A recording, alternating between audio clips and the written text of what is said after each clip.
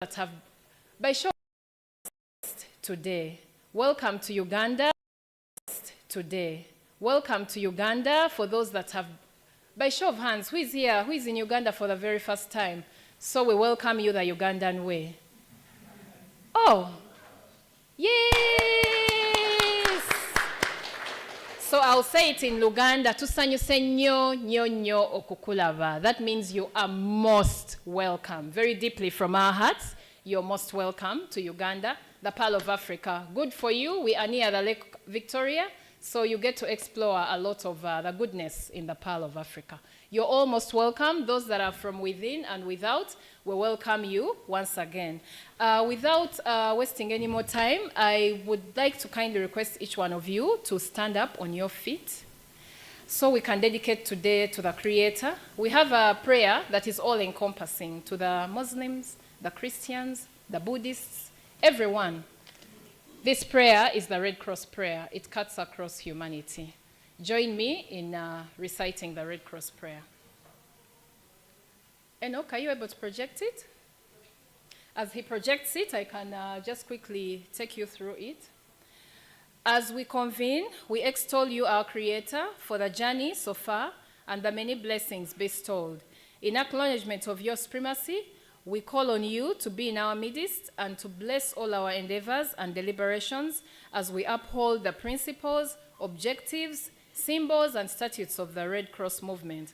We pray for all volunteers, members and staff of the Red Cross in Uganda and worldwide to remain faithful in their effort to alleviate human suffering. May peace prevail and may your eternal blessing rest with us as we serve humanity. In the name of the Almighty, we have prayed. Amen. So we are here to serve humanity and save more lives. You may take your seats, ladies and gentlemen. We would like to know one another. You know me. You can just call me by the names of Joan. I would also love to know you. All the guests in here would love to know one another. So Alex will help. For those without microphones, we shall move a microphone around. You introduce yourself, your name, your title, and the organization that you represent. We want to do this in less than 15 minutes. Thank you. I'll start with my neighbors right here.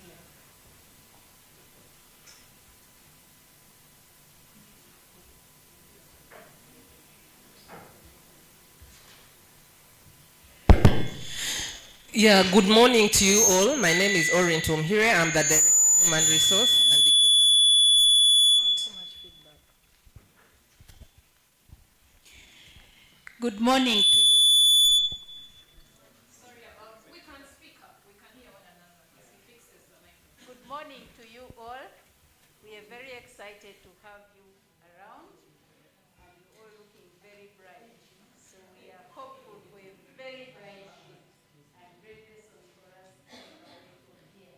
My name is Dr. Harriet Rachel Kabuya Kibule, Director of Operations, Uganda Red Cross Society. You're very welcome.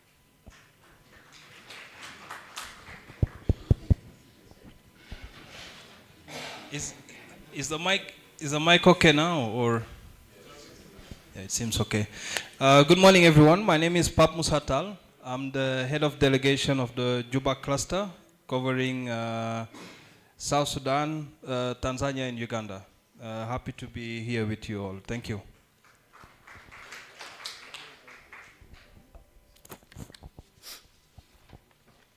Good morning, everyone. My name is Sophia Ahmed. I am Regional Health Advisor for Africa from German Red Cross. Thank you.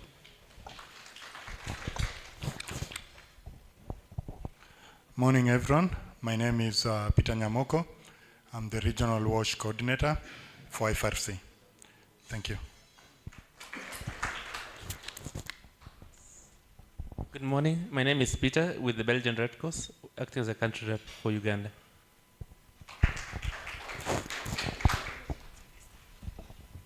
Good morning, everybody. I am Sylvester Bett, country representative, Austrian Red Cross. Thank you.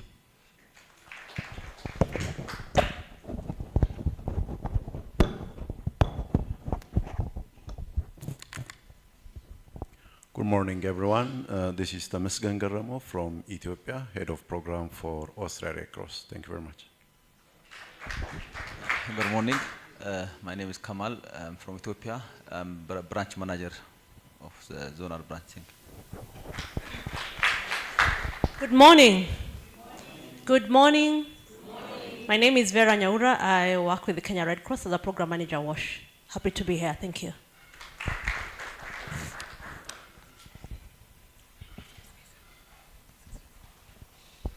Yes, good morning. Yes, I'm Eugene Karangwa. I'm from Rwanda, just a neighboring country. I'm happy to be with you. I work in disaster management. Thank you so much. Good morning, everyone. My name is Gashaudani. I'm Health and Wash Manager for Ethiopian Red Cross Society.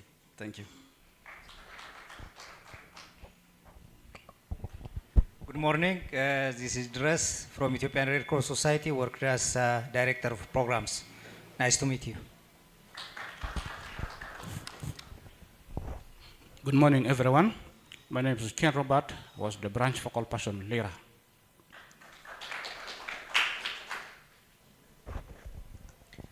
Iniv.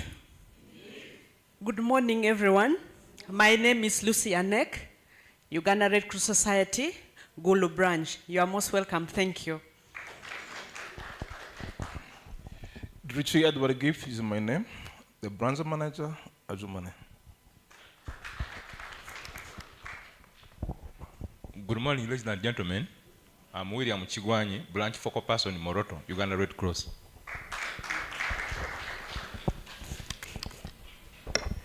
Good morning, everyone.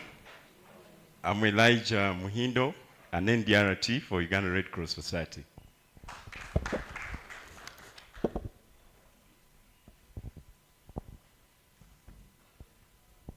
Good morning, everyone.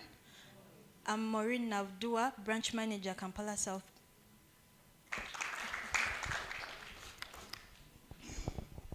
Yes, good morning, everyone.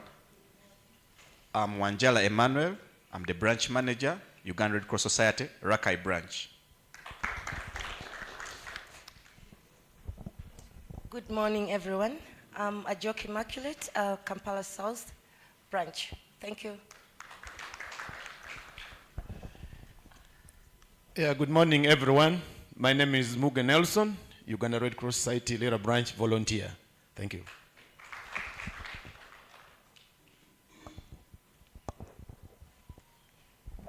Morning, everyone. My name is Okello Luanga. I work with the ICRC, Kampala, as the cooperation specialist. Good morning to you all. My name is Moses Okello. I work with the ICRC as Deputy Head of Operations. I'm happy to be here.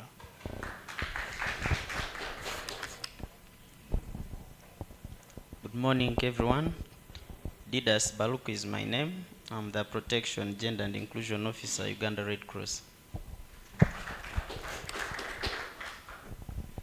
Good morning, everyone. My name is Paul Bisoborwa. I work as a senior sociologist with the Ministry of Water and Environment, Ruzira.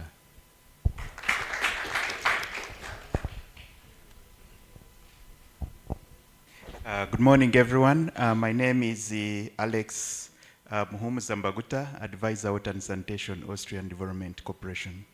Thank you. Good morning. Yes, my name is John Cliff Wamala, Communication and PR Officer, Uganda Red Cross. Good morning. I'm Swaga Patrick, supporting communications. Good morning. Asim Armstrong, Director Branches and Membership Development, Uganda Red Cross Society.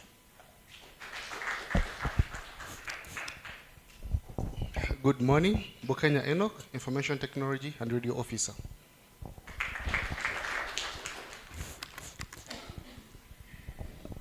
Morning, everyone.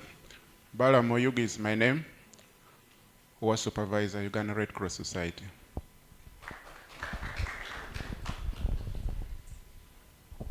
Good morning, everyone.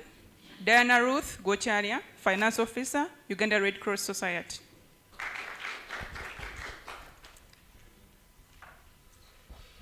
Good morning, everyone. My name is Manuel Lackmeyer. I'm working as the Regional Program Manager for East Africa for the Austrian Red Cross.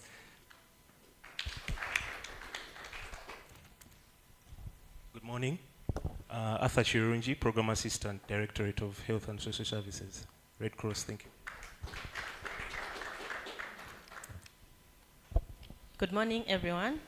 Teo Nakanwaj is my name. I work as a Human Resource Officer for the Uganda Red Cross.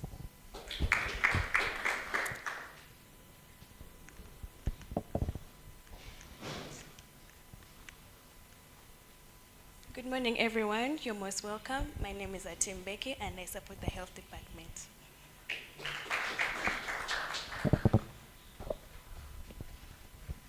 Thank you so much for honoring the time. You did it even faster. You may clap for yourselves. I think today we are going to keep time.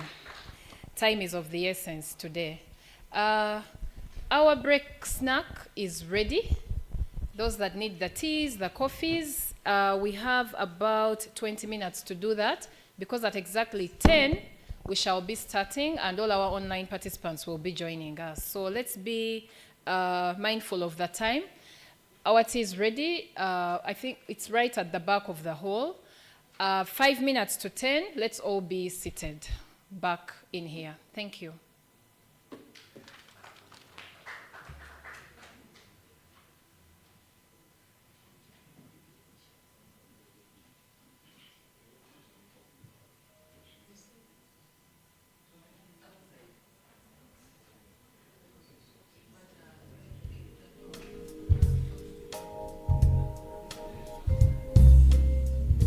Yeah.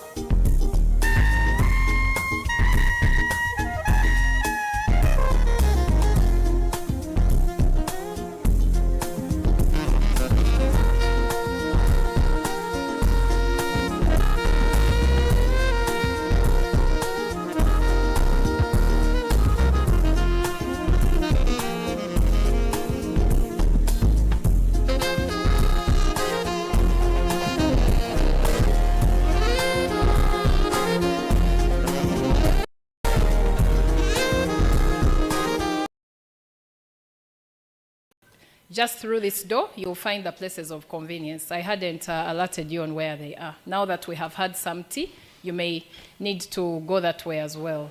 Welcome back. Right now, we've been joined by our online participants. Allow me introduce them one by one. I will pick out about 5 of them, the very critical ones, and I'll read out their names. And of course, you'll welcome them since they are online. They would love to know that you're hearing that they are there.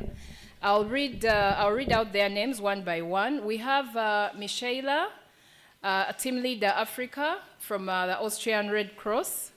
We have Katharina. She's from the Austrian Development Agency. We have Debebe, Program Manager, Austrian Development Agency in Ethiopia, while Katrina is from Vienna. We have Amelie from Swiss Red Cross, country representative in Ethiopia. We also have Edouard Trampush from Austrian Red Cross, head of International Red Cross. And then we have, a minute, we have one more. We have Edouard Trampush, who is the head of the international cooperation from the Austrian Red Cross, based in Vienna at the headquarters. Welcome them by giving them a round of applause. Also amidst us are the 2 Mr. Okelos from the ICRC. Please stand up for recognition. We take your presence very seriously. We also welcome our co-implementing partners, Ethiopian Red Cross. Please stand up for recognition. Are you around? Do we have anyone in here? Pardon? Yes. Oh, you don't speak English? You do? Okay, so you can wave to the guests. Of course, we do have the biggest delegation from Uganda Red Cross Society. Please stand up or wave to the guests so we can recognize you. We have representatives from the Austrian Red Cross. Wave for everyone to see you. And we do also have our funders, the Austrian Development Corporation. We do have representatives here as well. Today, we are here to, 1, review the lessons that we've learned from the Skybird 1 project, assess the lessons that we've learned, what are the challenges that were in this project, what are the key learnings that we've learned, and what are those innovations that we want to scale up under phase 2. Good news is today we celebrate an end of a project, but it's not ending because there is phase 2. Let's clap for everyone that implemented this project, because of that, the project is having a phase 2. So allow me to take you through the details about this project in a simple way that it doesn't seem so complex. So the project is the Skybird 1 program. It was primarily implemented in East Africa, focusing on Uganda and Ethiopia. Those are the 2 countries that had the major micro projects and other activities. However, I will also read out the other countries that were part of this program. We have Kenya, Rwanda, Tanzania, and South Sudan. Clap for yourselves because each of you contributed to the success of the Skybird 1 program. So this event today will focus on innovative knowledge and lessons gained in the WASH. When I say WASH, that is water, sanitation, and hygiene. So I'll keep it at that. I'll keep referring to it as WASH. So today we are here to share the innovative knowledge and lessons gained in WASH during the implementation of the Skybird 1 project, which ran for 5 years from 2018 to 2023. Ironically, the phase 2 is flipping the numbers. It's starting in 2023, December, and ending in 2028. Isn't that amazing? Clap for yourselves. So the Skybird project, the Skybird WASH program, which is an innovative and collaborative program aimed at improving living conditions within these countries where it was implemented. When you talk of living conditions, there are 3 pillars that we are focusing on. The first pillar is health, the second one is the environment, and the third one is improving on livelihoods. So today, let us focus on understanding how these 3 pillars played a key role while implementing and executing the Skybird 1 program. Now, the 3 pillars, in how do they then deliver the improving of the living conditions? They do this through increased innovation, through strengthened capabilities, and through partnerships with Red Cross and Red Crescent movements in WASH, and ensuring that there is gender inclusiveness within the program. So when we talk of gender inclusiveness, we do have the IFRC's approach, which we call PGI. The first time I saw that word, we have Madame PGI next to me here. She may wave to you. She ensures that all of us understand PGI. So PGI is protection, gender, and inclusion. So protection, we protect people by addressing violence and keeping people safe. And through gender and diversity, we ensure that we avoid discrimination. And through inclusiveness, we ensure that we include all the excluded people in this program. So I hope I've made it very easy for you. The 3 pillars are health, environment, and livelihood.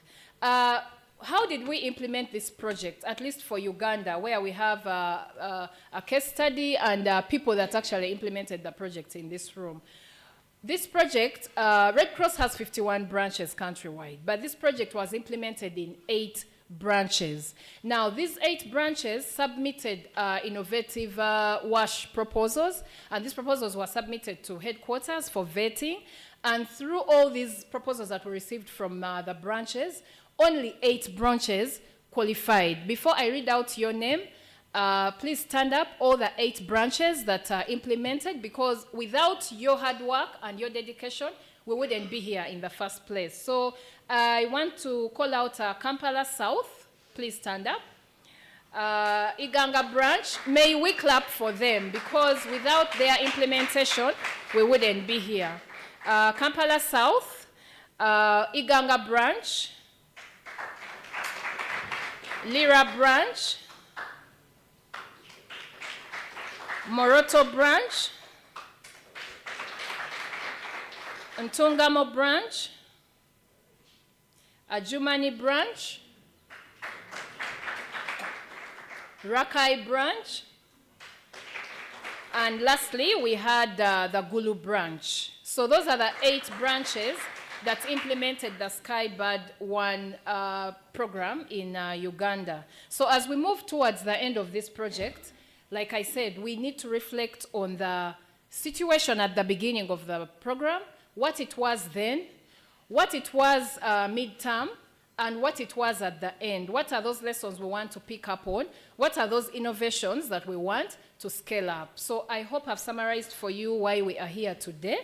And that is the gist as to why we will be here the whole day. Welcome once again to all our online participants. We hope you are following very closely. We are happy to have a hybrid meeting today.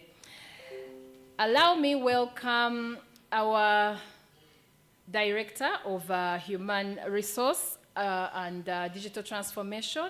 Her name is Ms. Tumuhaire Orin. She's coming in to give us the welcome remarks. She's standing in temporarily for the Secretary General of Uganda Red Cross Society, Mr. Kwesiga Robert, who is attending a parallel government engagement, but he will be joining us this afternoon. So he has delegated Ms. Tumuhaire to come in and give welcome remarks, but he will give his presentation at the time when he comes in. May we welcome Miss Digital. When you see her, all microphones must be working.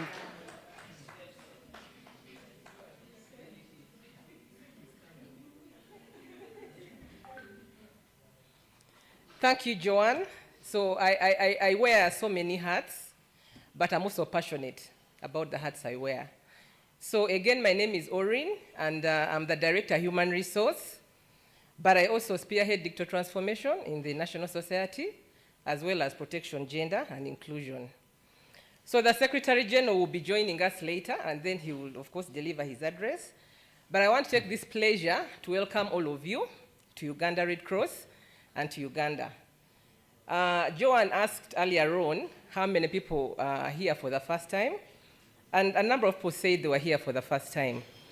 And if you're here for the first time, I want to reassure you that Uganda is a very good country, very safe. So I encourage you to relax, feel at home, but we also encourage you to find time and come and visit our offices. Yeah? So Uganda Red Cross is really honored to be hosting this event, and we want to thank the Austrian Red Cross for choosing Uganda Red Cross to host this event. We don't take it for granted. This is a regional project, and we could have chosen any other national society, but here we are. So without again recognizing all the federation, the movement partners and IFRC and the national societies that are here, as well as the other partners who work with that, people from Ministry of Water and Ministry of Gender, and you know, I will not go through that again because I think Joanne has done a good job, but also I'm mindful of time. But I want to do a special recognition of our head of delegation, Mr. Papa Musatal.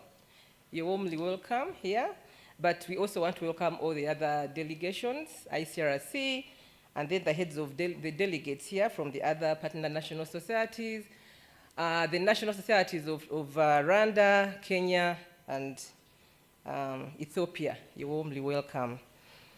So, and of course, the Uganda Red Cross staff and volunteers, there are 3 senior management team members here present, representing the bigger SMT group. We have a lot of management staff, including branch managers, but of course, we have our volunteers. The Skybird project has also been implemented largely in branches, as we had, the micro projects, and the volunteers have been very instrumental.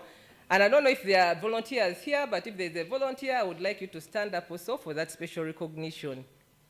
Yeah, I think there's 1 or 2. Thank you.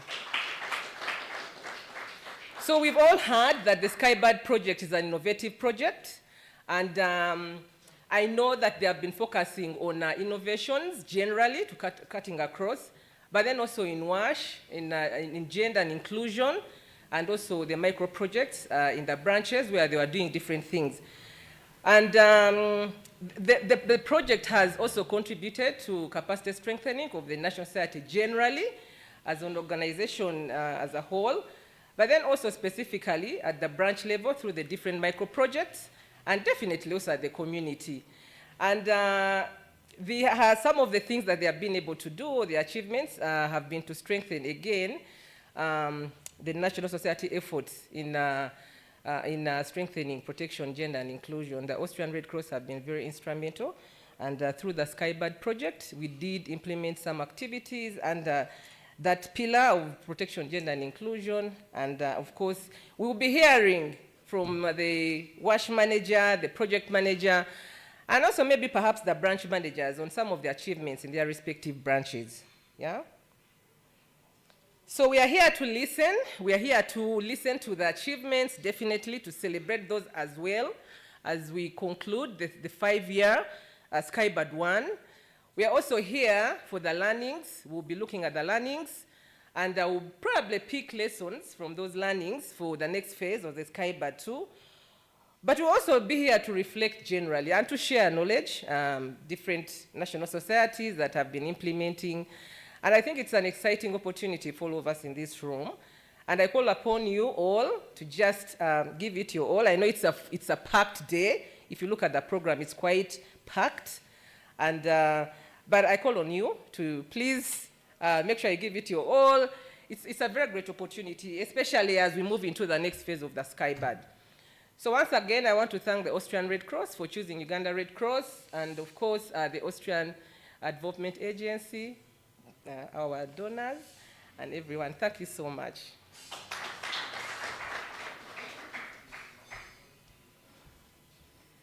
Thank you so much, Orin, for making us all feel welcome and comfortable.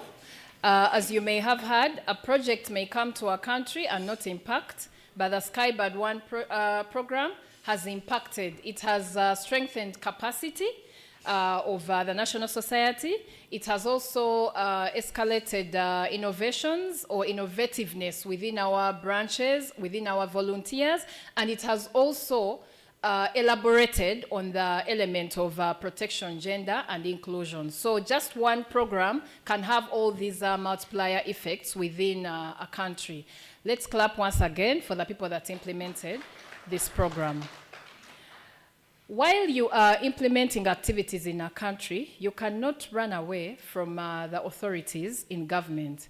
If government is not supportive of the activities of any program, then you are basically on your own. But for the particular program of Skybird, government was fully in the know of what was going on. And because of that, today we have a senior representative from the Ministry of Water and Environment, Mr. Bisobora Paul. He's a senior sociologist. He'll tell us what that means. But all in all, we are very delighted to have government part of us, so that we do not say we are only implementing external activities, but we are implementing programs and projects that impact the communities within Uganda, so that we build more resilient communities and save more lives. Because our mandate, anyway, is about the humanitarianism that we pursue. So in so doing, and having government on board, it means we are playing our auxiliary role to government of Uganda. Allow me welcome Mr. Bisobora, a senior sociologist from the Ministry of Water and Environment. Mr. Bisobora, the front is yours.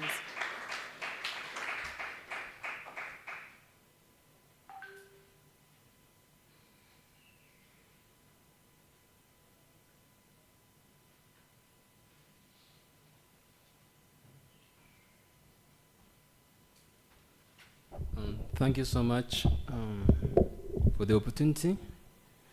Again, my name is Paul Bisoborwa. I work with the Ministry of Water and Environment. I'm standing in for the Commissioner for Water Supply, who is on other government assignments, but he sends greetings and wants to appreciate you for the effort. I want first of all to thank the Uganda Red Cross for the continued partnership we've had with them as government of Uganda. And we felt them so much, we felt you so much in that segment of the community that has been so vulnerable, especially the refugees. We've also seen you so active in grassroots projects across the country, in the most disadvantaged communities across the country. I also want to add one thing that in this meeting we see a lot of people from diverse backgrounds from various countries, Ethiopia, Rwanda, Kenya. We also see a number of people coming from different regions of this country that has got different social dynamics. And coming together means we have to learn a lot, and we're going to learn a lot. I myself, I work as a senior sociologist in the Ministry of Water and Environment, been there for the last 17 years, and I've worked with the civil society for a long time. I want to take this opportunity to appreciate you so much, because we feel you through the NGO network and advocacy fora, where we bring on board various voices, especially with partners that are not mainstream government. And in this case, we know Uganda Red Cross has been very active in that fora, and that's why we have the honor of participating in all the activities that we've been doing. Yes, she mentioned that you can't work without government with you. And I've also informed you that we've been together for a very long time. The partnership we've had with us actually starts way back before even I joined the ministry myself. But I found it active, and I still find it very, very vibrant. About today's function,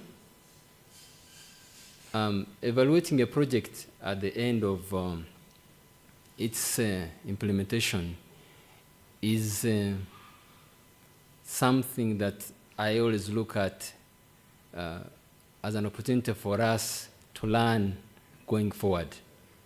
improving on the little challenges and the mistakes we've done in the past, and doing it better in the future. The midterm reviews and progress monitoring and supervision reports inform us better, especially in our interventions. In this particular case, we realize that the focus has been mainly on health, environment, and someone mentioned something to do with knowledge sharing. The challenges we have at hand today, coming in because of the climate change, require that we integrate our effort to make sure that we don't leave anyone behind. The mention of people who are vulnerable, people who are marginalized, and at times you find segment of society that is overburdened, disadvantaged because of their gender, because of their status in society, because of their cultural background, and because of their tradition. And in this case, I want to tell you that climate change coming on board, if those are not given a front seat, you'll find that some segments of society either will be exterminated or we shall continue to see the worst of the worst in challenges of humankind. What am I talking about here? Today you find there are more homes with child-headed homes in our communities. Today you still find that the burden for looking after families is still with the women. They look for food, they look for water, they bring home everything, they look after children when they are ill. And the men are also becoming big children in the homes because they're also depending on the ladies in the homes. So we need to be very, very sensitive about this and make sure that the programs we bring on board equally engage them, but also give the ladies a front seat in this. Under the Ministry of Water, we are trying to push as much as possible the aspect of integrated approaches. Integrated approaches, but also we also look at social safeguards. Now, the social safeguards bring on board both the disadvantaged, but also integrating the other gender into all the activities by putting quotas, especially in service delivery, opportunities available, and also when it comes to the innovations we are taking up. You realize that, for instance, when it comes to aspects of environment, we're saying around water sources, it's not only enough to provide water for drinking, bathing, cooking food, and only washing clothes. We're saying use that water for productive purposes. When you use the water for productive purposes, then we're sure that the other aspects will fall in directly and automatically. If someone has, for instance, started a small tree nursery bed around a water source as a source of income, women who have started that, maybe youth who have started that when they sell out those trees within the village itself, that now impacts on the climate. Yeah, we increase on the carbon sinks, but they also get that as income. Now, they use that to go back and buy soap at home and use the other water we're talking about to wash clothes.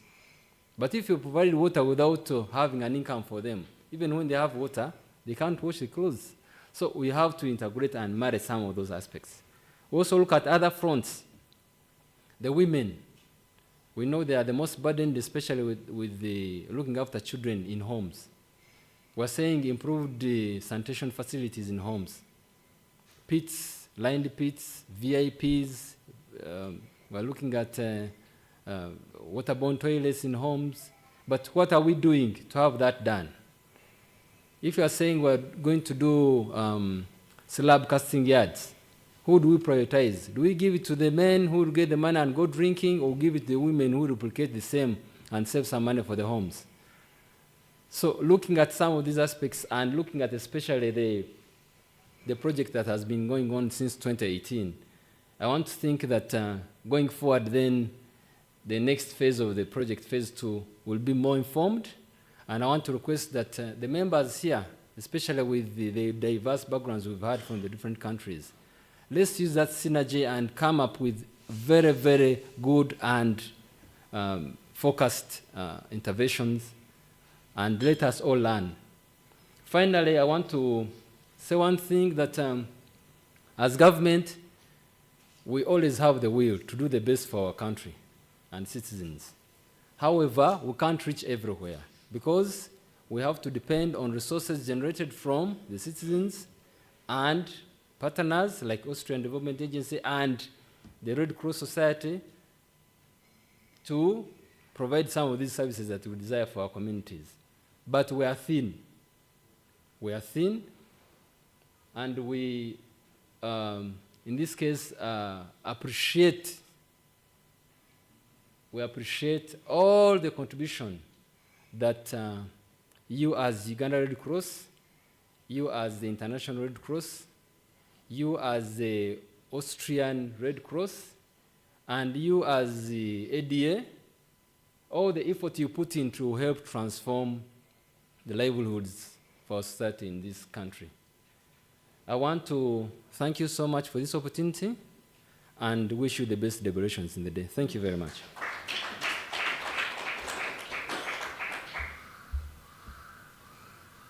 Thank you so much, Mr.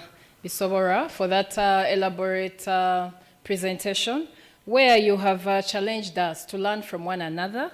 You have also challenged us to look beyond ourselves. I think that is a critical lesson I picked. Today we are here to learn. He's talked about being at the Ministry of Water and Environment for 17 years. He found the collaboration with Red Cross there, and he hopes to leave it there. So let us all do things that exceed our presence in organizations or in places. So that also applies to the Skybird program.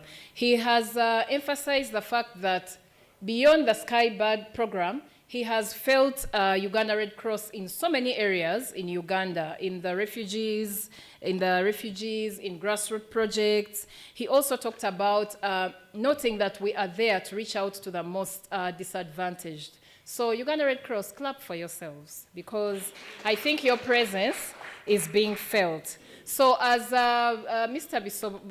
Bisobora, you talked about climate change.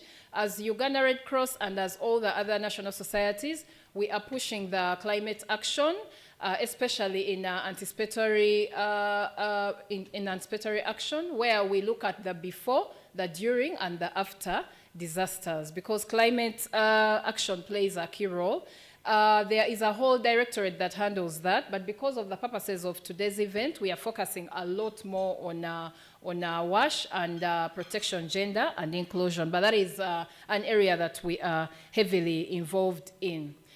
The next speaker that I'm going to invite is our boss, if I may use the normal language we use in Uganda. He is from the IFRC. He's the head of the Juba cluster, of which Uganda is among. There is also a Nairobi cluster, but Uganda, we belong to the Juba cluster. Allow me welcome Mr. Pap. He's taught me how to pronounce his name. He's not Papa, he's Pap. So all of you, please, from today, we shall call him Pap. He's Mr. Pap Musa, the shortest man in the room. Welcome him.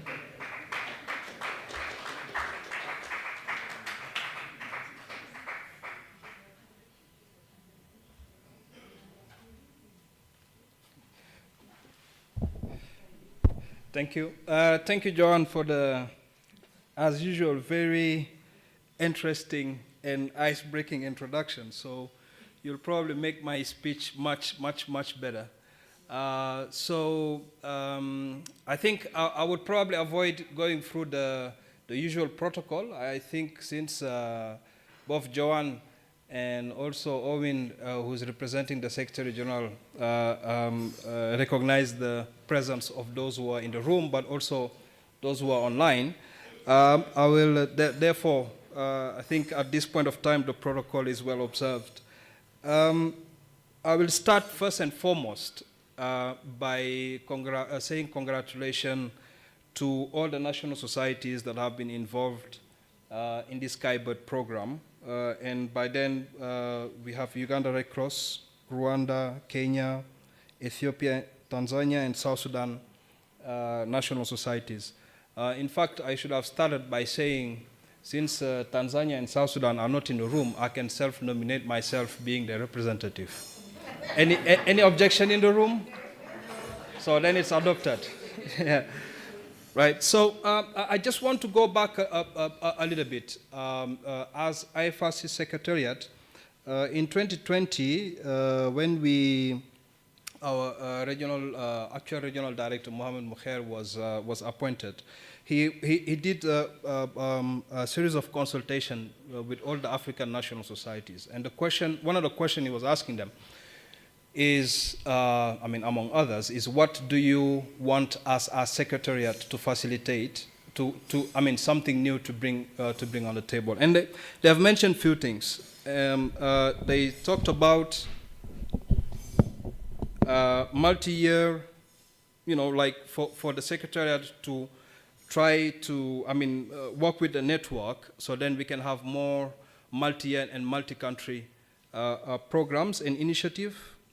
Make them as much as, big scale as is possible, to also, sort of like bring in more projects, project way of working within national society, more programming rather than project-based activities.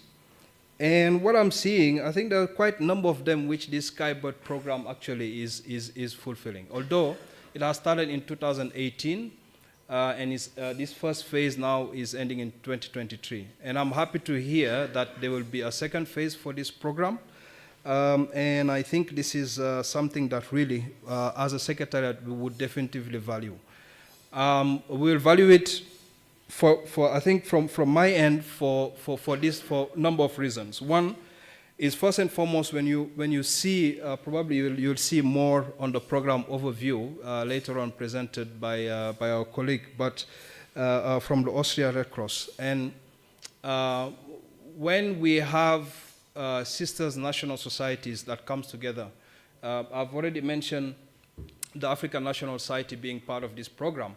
And we cannot do it without, of course, mentioning Austria Red Cross, who've been supporting this, I think, which is a really good program.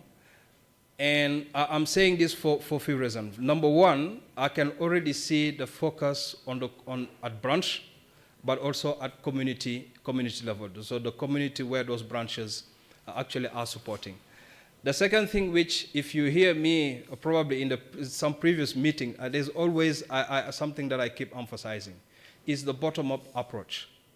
Right? So if you see the design of the program, which Sylvester or Manuel will come back to it, is when they say they give the branch the opportunity to come up with their own proposal. And with that, of course, I will assume, and I hope the branch's representative here will back me up on that, is when they design that as well, they engage with the community in order to design those projects well, but also to make it fit for purpose.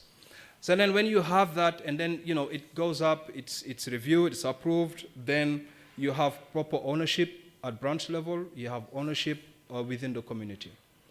Now, what we see, often is some initiatives usually are designed and put together sometimes at HQ level, maybe not even in country, but it could be an HQ either in Geneva or somewhere, and then it comes to us as something that we just need to implement.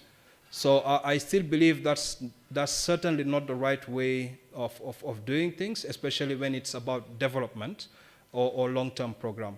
So this is why I think it's also an opportunity for me to thank really the Austria Red Cross, really for working with the sister national society on that. And as a secretariat, we will always try our best to facilitate those type of interaction. We do indeed have more PNSs in the room, and I think all of them, they are really working towards that. As Belgium German and Netherlands Red Cross represented here, we are seeing really more and more effort towards that, multi-year initiative, the host national society at the center, and make it scalable and also multi-year initiative. Just to finish, I would also like to maybe just say this also fit into what we call now, I think we have, I understand there's a colleague I was with Geneva last year, Michaela, is it, for Austrian Red Cross, where we were discussing the one aspect of the agenda, what we call the agenda for renewal, and that was the new way of working. And at the end of the meeting, I think there was a resolution, or a decision rather, saying that it should no longer be called new way of working, but rather the network as IFRC network way of working.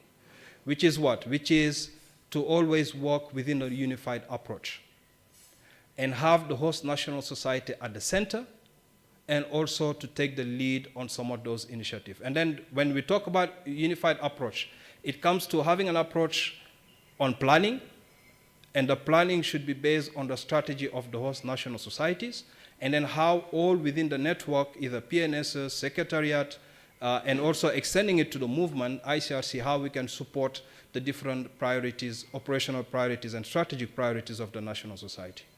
But then if you push it a little bit further, if you do a unified planning, so then also you can look into having also a unified workforce, right? So which is like all of us that are here, maybe with the support of the ministries, the governments, the local authorities of each of the countries where we work, but also to the development partners that we have. We have the Austrian Development Corporation in the room. We really appreciate also your support. So, but all of us, volunteers, staff from different national society, from PNS, from secretariat, if you can really come up, work as a unified workforce. And that will help us tap into all the different expertise. And I think there was a mention of that from different PNSs during the meeting last week in Geneva, saying that, even as secretariat, when we have expertise and resources in the country, feel free to request and use it if it's in the interest of the host national society. And I think that is the road that we will keep, that's something that we'll keep doing. So then we can, really represent ourselves in a scale and in a way that, will be more visible, will be better positioned as national societies, and also our secretariat will be able to represent more and better, in international forums and different platforms. So now that, of course, wouldn't work without a good and strong coordination. So that's why I'm appealing to all of you, all the national societies here, that also let's work towards, how we can really continue to build a strong coordination among ourselves, both at membership level, but also at movement level. And as you can see today, I think all the movement within Uganda actually are represented, including our colleagues, National Society from the Horn of Africa. So I know we are tight when it comes to time, so I will not go further, but rather say it's a pleasure to be here with you. Again, would like to really thank the Austrian Red Cross for their support. And recognize, also how on the phase 2, I will put one request though, is if we can see and we can discuss that offline with the PAC-10 decision and action plan, which is the Pan-African conference that happens in September. Some of those actions that were decided by the National Society, how some of those could be included as well in the second phase of this program. So thank you very much all, and wish you a very good day. Thank you.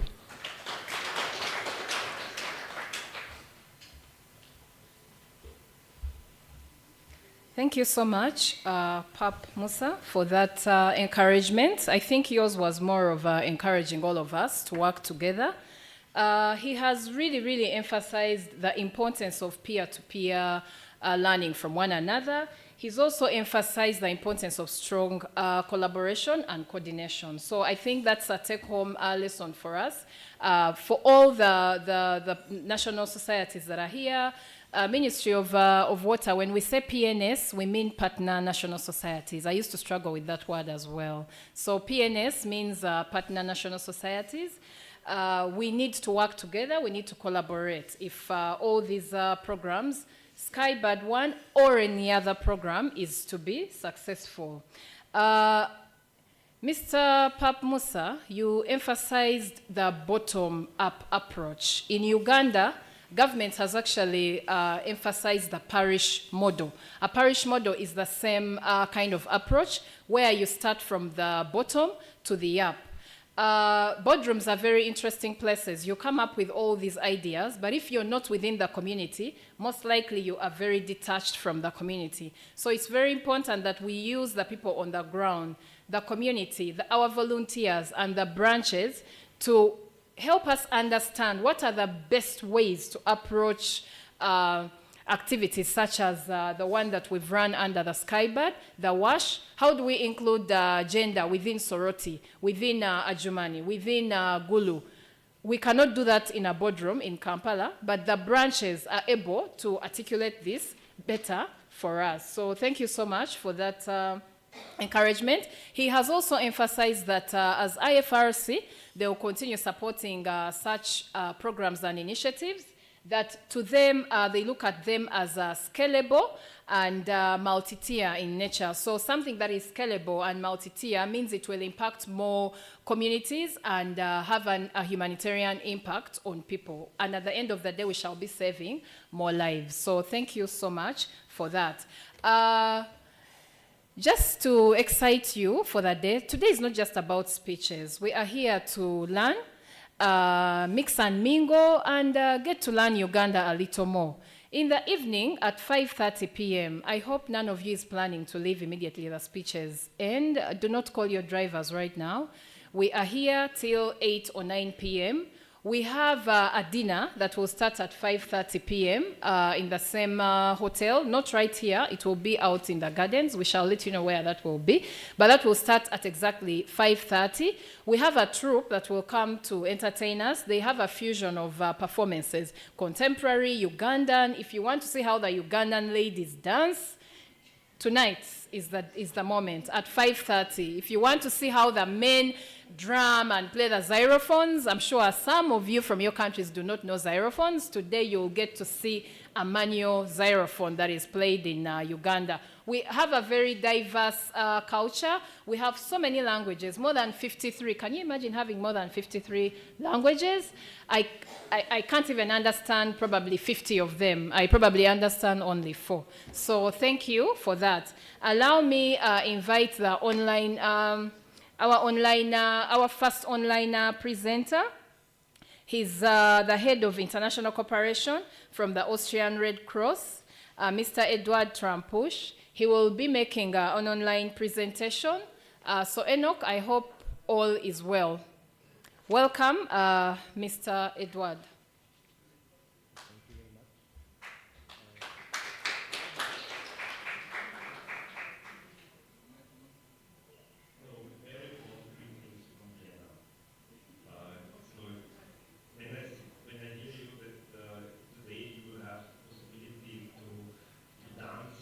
And also to have an excellent program in the evening.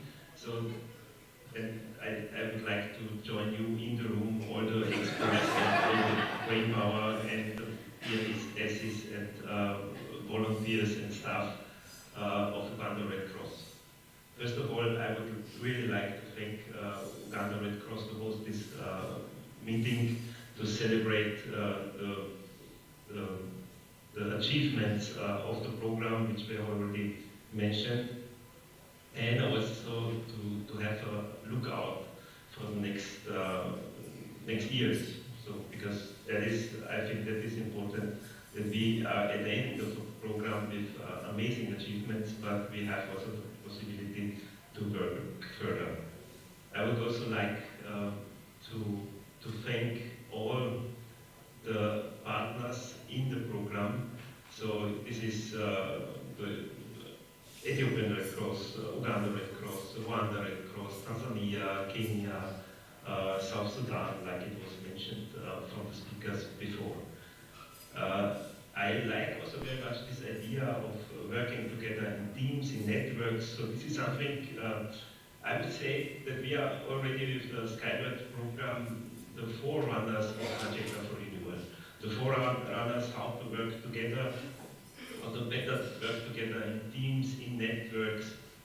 And I'm very proud also from the positive feedback, which was also already mentioned in the room, that we as Austrian Red Cross could contribute a little bit to develop this spirit of collaboration in the movement a little bit further. So I think that Skybird is capacity building at its best. But for capacity building, you need time. And I'm so grateful to Austrian Development Agency for this strategic partnership, because this gives us a 5 years program, and this long-term cooperation gives us really the possibility to develop and to deliver capacity building on the front the start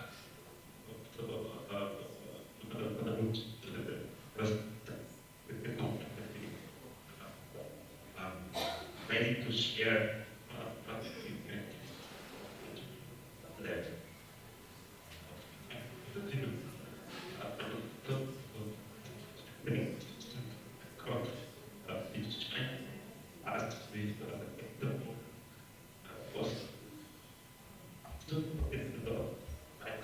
Mr. Edward?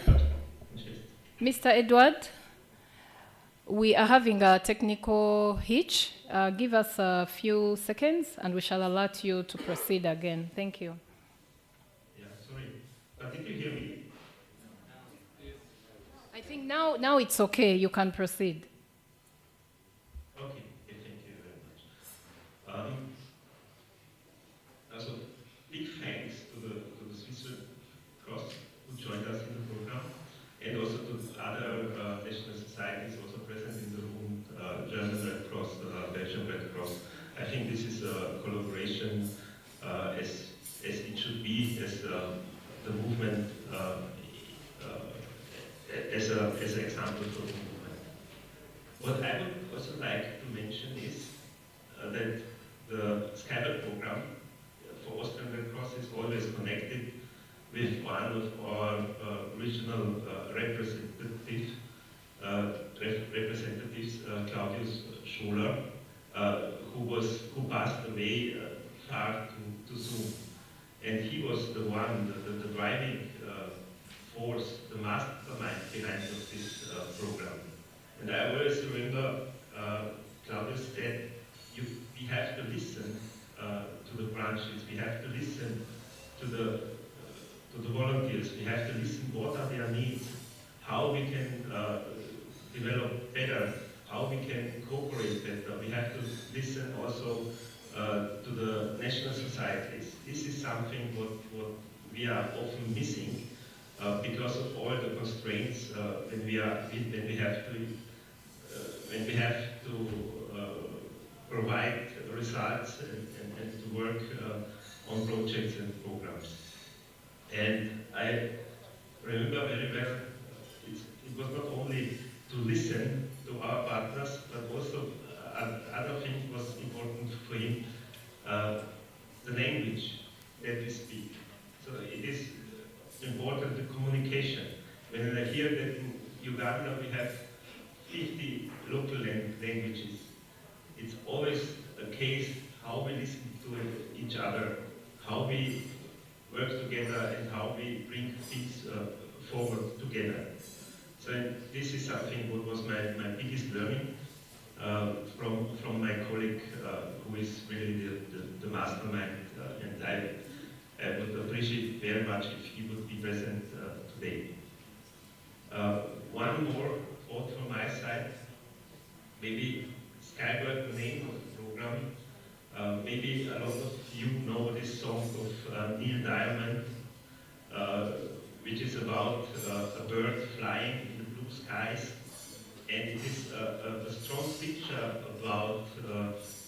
freedom to develop on the individual level, as a volunteer, as a leader of a branch, as Secretary General of a national society. So this is something what we have to keep in mind. We are the ones who can change, we are the ones who can bring in innovation, and we are the ones who can bring in cooperation and also bring in how to better work in networks. So this is something what I would wish you today, to all of you who are in the room and also who are listening from online.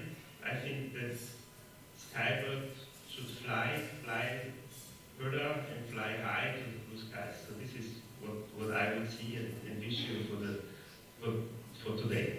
Thanks a lot.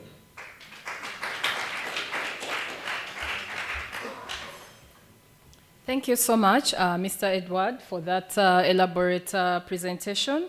We have appreciated that capacity building needs time, and hence why the project was given 5 years, and even the next one is being given 5 years. So do not get tired of implementing.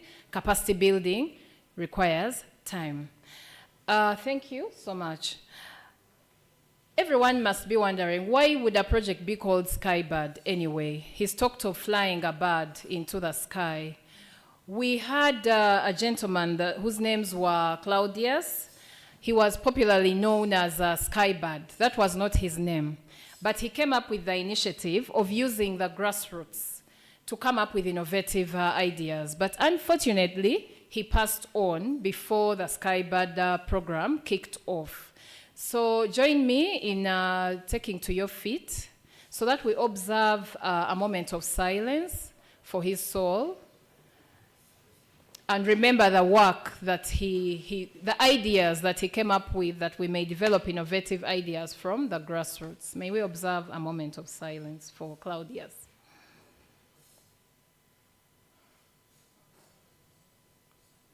May his soul rest in peace.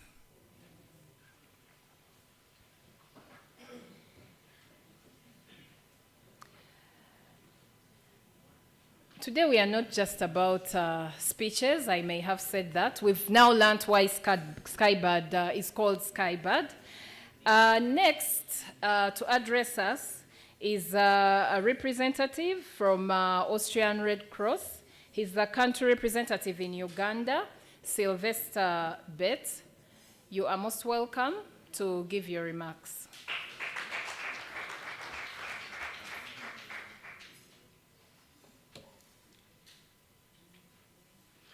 Yeah, good morning, everybody.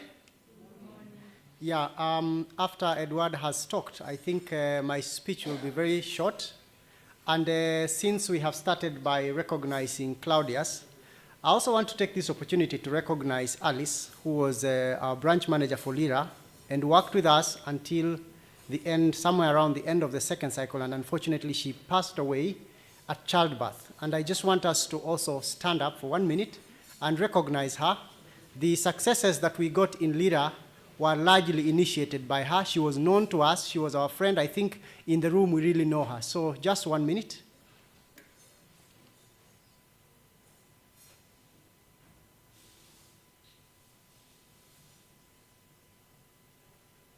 Thank you. May her soul rest in peace. Ladies and gentlemen, first of all, I want to recognize and appreciate all of you for coming here.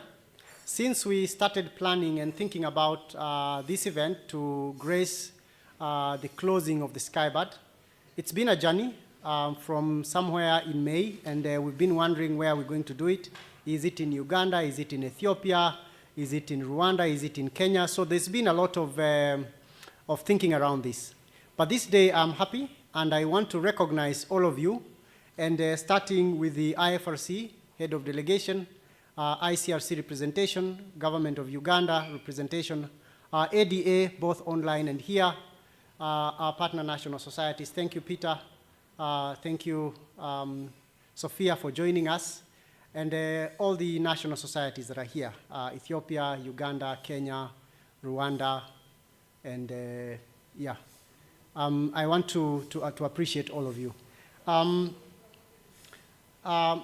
mine is just to say, first of all, to welcome you to this event. As I said, as we were planning, we've been thinking about many things, but you have made it successful. And therefore, I just take this opportunity to welcome you to this event and hope that at the end of the event, we shall have a lot of takeaways. Basically, we shall be able to reflect on what we've been able to achieve in the program, and we shall go back home and look at this, and it will inform both our programming in the second Skybird, as well as our programming in other initiatives. As has been said before, the Skybird was largely a capacity building and innovation program around WASH and gender. And what I must say is that it was unique in the sense that it was, I normally call it an open slate. So we had a chance that branches were given a chance to propose what they want. And it's very interesting, this program. It actually started when I was at Kenya Red Cross. And when I saw the call, I applied for the call, and I prepared the documentation, and it was an open slate, and we came up with our own innovation in Kenya. And then immediately after, I moved to the regional role. And then, of course, my colleague Vera took over and continued the program, and we do appreciate the achievements that were done here. So I did work very closely in this program as a regional WASH program advisor, and through the program, we saw a lot of innovation. We did over 30 micro projects. We did a lot of capacity building at national society level. And what enabled all this was the open slate, whereby it was open. In fact, when I first joined the Skybird as a regional programs person, I was a bit confused because I found programs that were climate. I found other programs like Ntungamo that was purely gender. It was dealing with the SGBV, sexual and gender-based violence. And I was like, I'm lost. I'm not in WASH. I thought it was WASH. But through the program, in that openness, the livelihood programs that we did, like the one that was being done in Lira by Alice, we were able to also understand some of this integration that Papa Musa was talking about, where we were looking at all these facets that people don't only live on water, but they live on all these things that have been done. The other aspect that I must appreciate, and I've seen it in this room today, is the networking and collaboration. What I saw when we came in, people were greeting each other, laughing from different national societies, that through this, about 3 years of the micro projects, because the first phase was more preparatory, and then you had 3 years of the actual implementation, very much running with the activities, we were interacting. And this takes me back to remember the weekly virtual field visits that we were doing. And for those who are not in the Skybird, we used to have a weekly virtual field visit where a branch in a national society would be able to take us virtually through their project. And they would show us pictures, videos of what is going on, communities. And this interaction was very, very interesting. And I think that is why the people in the room actually know each other from different places. And of course, the branch focus has been talked about, and we are happy to continue in this fashion and to continue supporting the branches and to continue supporting the national societies to grow. So when I talk about this Skybird, a lot is going to be said. You're going to see a lot also in the videos and the presentations that will be there in terms of the achievements. But I can already say that from the interactions we are having today, I can see what has been achieved through this Skybird program. And therefore, I don't want to take too much time because we are also chasing time, and my boss has already talked, Edward. I want to end here, but also say that we are hoping to continue this collaboration, more collaboration in capacity building and focusing on gender in WASH and climate and the other aspects, cross-cutting issues that will be coming in. We have the second Skybird program, and now I have changed my role into the country representative, so I might not have the leverage to move across the region. I know my friends are asking me, can you still be coming to Ethiopia? I'm telling them, yes, but not sure, because I have been somehow tied into Uganda, and I hope that I will have the freedom to still travel to Ethiopia. I remember the long days we sat together preparing the SOPs and the training manuals, and they were nice. And in Rwanda doing the trainings as well that we were able to do in South Sudan and in different places. But I'm looking at a continued collaboration from the Austrian Red Cross perspective.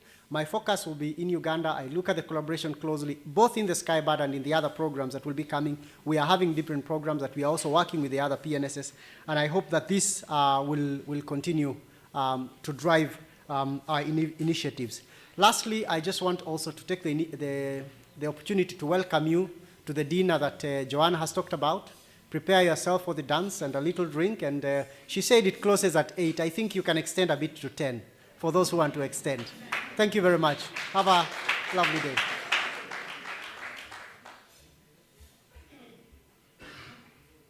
Thank you so much, Sylvester. I like that the dinner is giving us hope to sit longer. Sylvester has emphasized the importance of collaboration and sharing information between one another as a project or a program is ongoing. That's a key lesson that we've picked, and we shall also scale that to other programs that are ongoing. Allow me welcome the head of office in Uganda for the Austrian Development Corporation. Remember, I hope you've seen the banner very well, with funding from the Austrian Development Corporation. So welcome with me, Mr. Muhumuza Alex, our key funder for the Skybird program. You're welcome.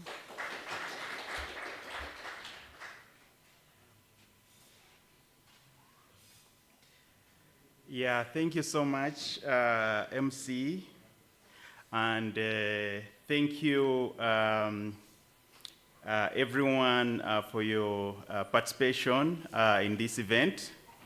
I bring you greetings from Dr. Katia Kaspauma, the head of Office of the Austrian Development Corporation in Uganda, who unfortunately couldn't be here physically because she's attending another event at Speak Resort Munyonyo of comprehensive refugee response framework where we support the refugees and host communities in the West Nile sub-region. But also other refugee settlements in the country. So she couldn't be here physically. Thank you, Uganda Red Cross for hosting this event, and our partners, Austrian Red Cross. So I have Dr. Katia's speech, which I'll be able to read. The Director Gender, Minister of Gender and Labor and Social Development, the Director of Water Development, Minister of Water and Environment, Head of Cluster, International Federation of the Red Cross, General Secretary, Uganda Red Cross Society, representatives of the Austrian Red Cross, representatives of Uganda Red Cross societies, representatives from Red Cross societies of Ethiopia, of South Sudan, of Kenya, of Tanzania, of Rwanda, and the host, Uganda. Ladies and gentlemen, it is with profound honor and pleasure that I welcome you all to this remarkable peer-to-peer learning event. Today, we gather together not only as collaborators, but also in fraternity as a community united by a shared commitment to advancing innovative and gender-sensitive water, sanitation, and hygiene solutions in East Africa. This event is not only a meeting, it is a platform. It is also a platform to celebrate the successes and learnings garnered from Skybird 1 program, which has been a shining example for positive change and community transformation over the past 5 years. This 5-year project was funded by Austrian Development Corporation to the tune of €2,900,000 euro. The Skybird program aimed at contributing to improved living conditions in East Africa through increased innovation and strengthen capacities and partnerships in WASH. Dear participants, ADC, the Austrian Development Corporation, focuses on three key development areas in developing countries across the world. These include 1, combating poverty, 2, ensuring peace, and 3, preserving the environment. ADC has established an outstanding collaboration with the government of Uganda, which dates back in early 1990s. ADC continues to support government of Uganda's plans geared towards improvement of lives of Ugandans through projects that improve the livelihoods of Ugandans, enhance good governance, preserve and encourage sustainable use of natural resources. As we stand on the threshold of progress, it is essential to recognize the incredible impact that Skybird 1 program has had on communities throughout East Africa. The tireless efforts of your partners, volunteers, and supporters have contributed to significant advancements in WASH initiatives, fostering healthier and more resilient communities. I'm delighted to note that over a 5-year period, the Skybird project has registered incredible milestones, including improved living conditions for approximately 200,000 people, strengthened capacities, especially in WASH, increased gender sensitivity, innovations in WASH, as well as increased collaboration in WASH. The project created positive impacts on people across Red Cross branches in Kampala South, in Iganga, in Irira, in Moroto, in Guru, Adjumani, Arua, Rakai, and in Tungamo. It is exciting to note also that as a result of this project, WASH service delivery improved in both schools and communities of intervention. For example, 2 VIP latrines were constructed and commissioned in both Nawanseke Primary School and Bugobi High School in Namutumba district in eastern Uganda.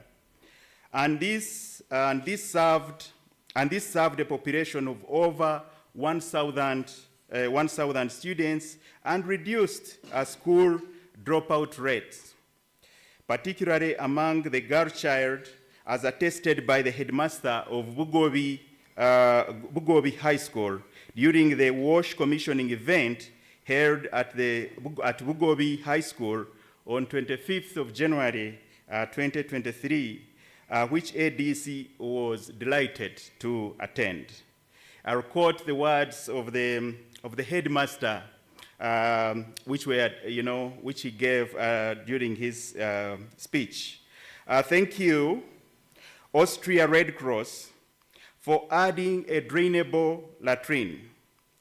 It will reduce the stress because over 600 students have been using only 4 stances. Menstruation is one of the reasons why girls drop out of school. With this support, it will help promote girl-child education. As it was a speech from the headmaster, Bugobi Primary School, during the commissioning event. Ladies and gentlemen, on 12th October 2023, a joint team from Austrian Ministry of Foreign Affairs and ADC, led by Ambassador Andreas Liebmann from the Austrian Federal Ministry of Foreign Affairs, visited Red Cross activities in Bukasa, a Kampala South branch. The visitors were impressed by what they saw, particularly involvement of women to establish waste management enterprises such as gulping, briquettes making, garbage collection, manure making, and recycling. We would like once again to applaud Red Cross for the great work of improving sanitation standards of the area, as well as boosting people's incomes through participation in enterprises.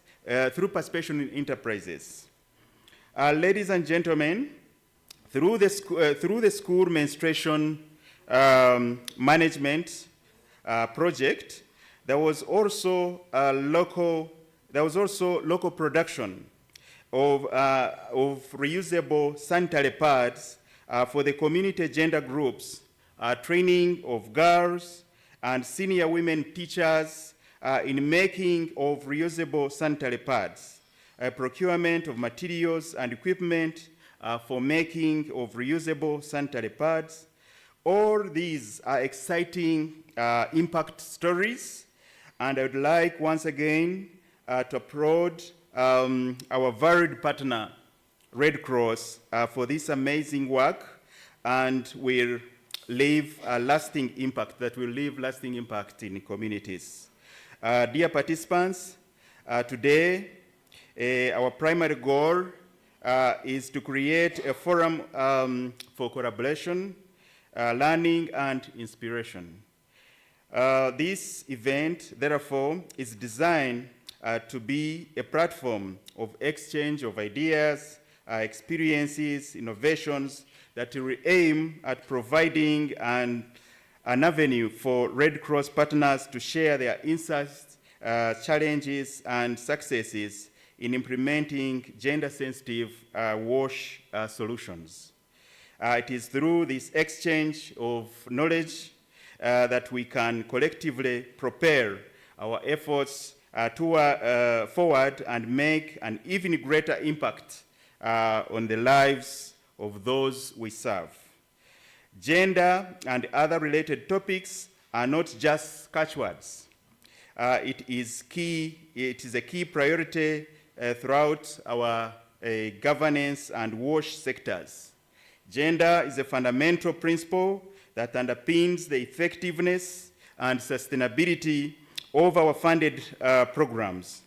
By integrating gender perspectives into our WASH initiative, we ensure that our solutions are inclusive, are equitable, and responsive to the diverse needs of the communities in Uganda. Through today's event, we hope to deepen our understanding of how gender dynamics intersect with WASH issues and explore innovative approaches to address these complexities. Ladies and gentlemen, a peer-to-peer learning event is an opportunity for us to reflect on the achievements of the Skybird 1 program. Let us therefore take a moment to celebrate the lives transformed and the diseases prevented and the communities empowered as a result of this program. However, let us also acknowledge that our work is far from done. As we move forward, we must embrace the challenges that lie ahead with the same determination and resilience that have brought us this far. I encourage you all to actively participate in the discussions of this event and in networking opportunities provided throughout this event, as well as other sector events. Your experiences, perspectives, and insights are instrumental in shaping the future of our WASH initiatives. By working together, we can ensure that Red Cross continues to be a beacon of hope and support for communities in Uganda. Here today inspire new ideas and innovations, as well as collaborations and solutions that will propel us forward toward a future where every individual has access at clean water, sanitation, and hygiene. Thank you for your attention. A speech from Dr. Katja Kasbauma, Head of Mission, Austrian Development Corporation. Thank you so much.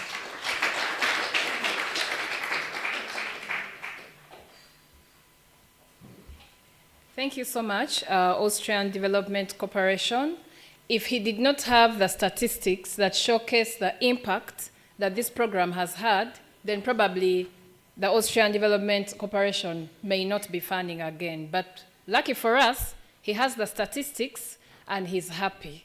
Thank you so much for that elaborate replay of the change and the statistics that have been felt as part of the Skybird program. He emphasizes the fact that the Skybird program has built more resilient communities, which is what our mandate is as Red Cross and Red Crescent movement, national societies and partners involved. Allow me welcome our speaker that will lead us to a short interlude. He's the regional program manager for Austrian Red Cross.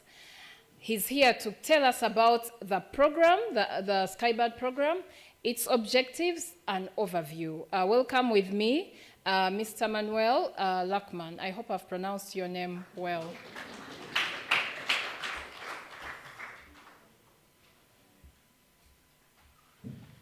Thank you, Joan. I'm also going by the name of Salongo. I think that is also... yeah, good morning, everyone, also from my side. I'm really happy that we managed to gather all of you here today. It's a great pleasure to see each and every one of you. It's unfortunate that we couldn't have even everyone and more people. I know there are even many who have contributed a lot to the achievements of the Skybird program over the last 5 years. But I'm really grateful for every single person who took that effort and came here today to celebrate the Skybird program. I think many things have already been said. So people who know me, I'm also not a man of a lot of words. I will see where I can cut here and there so that you give more room to the branch managers and volunteers and sister national societies to tell us more of the insights from their perspective, which I think is the most crucial part here today. So allow me to just give you a brief overview from the regional perspective so that we all understand the Skybird program.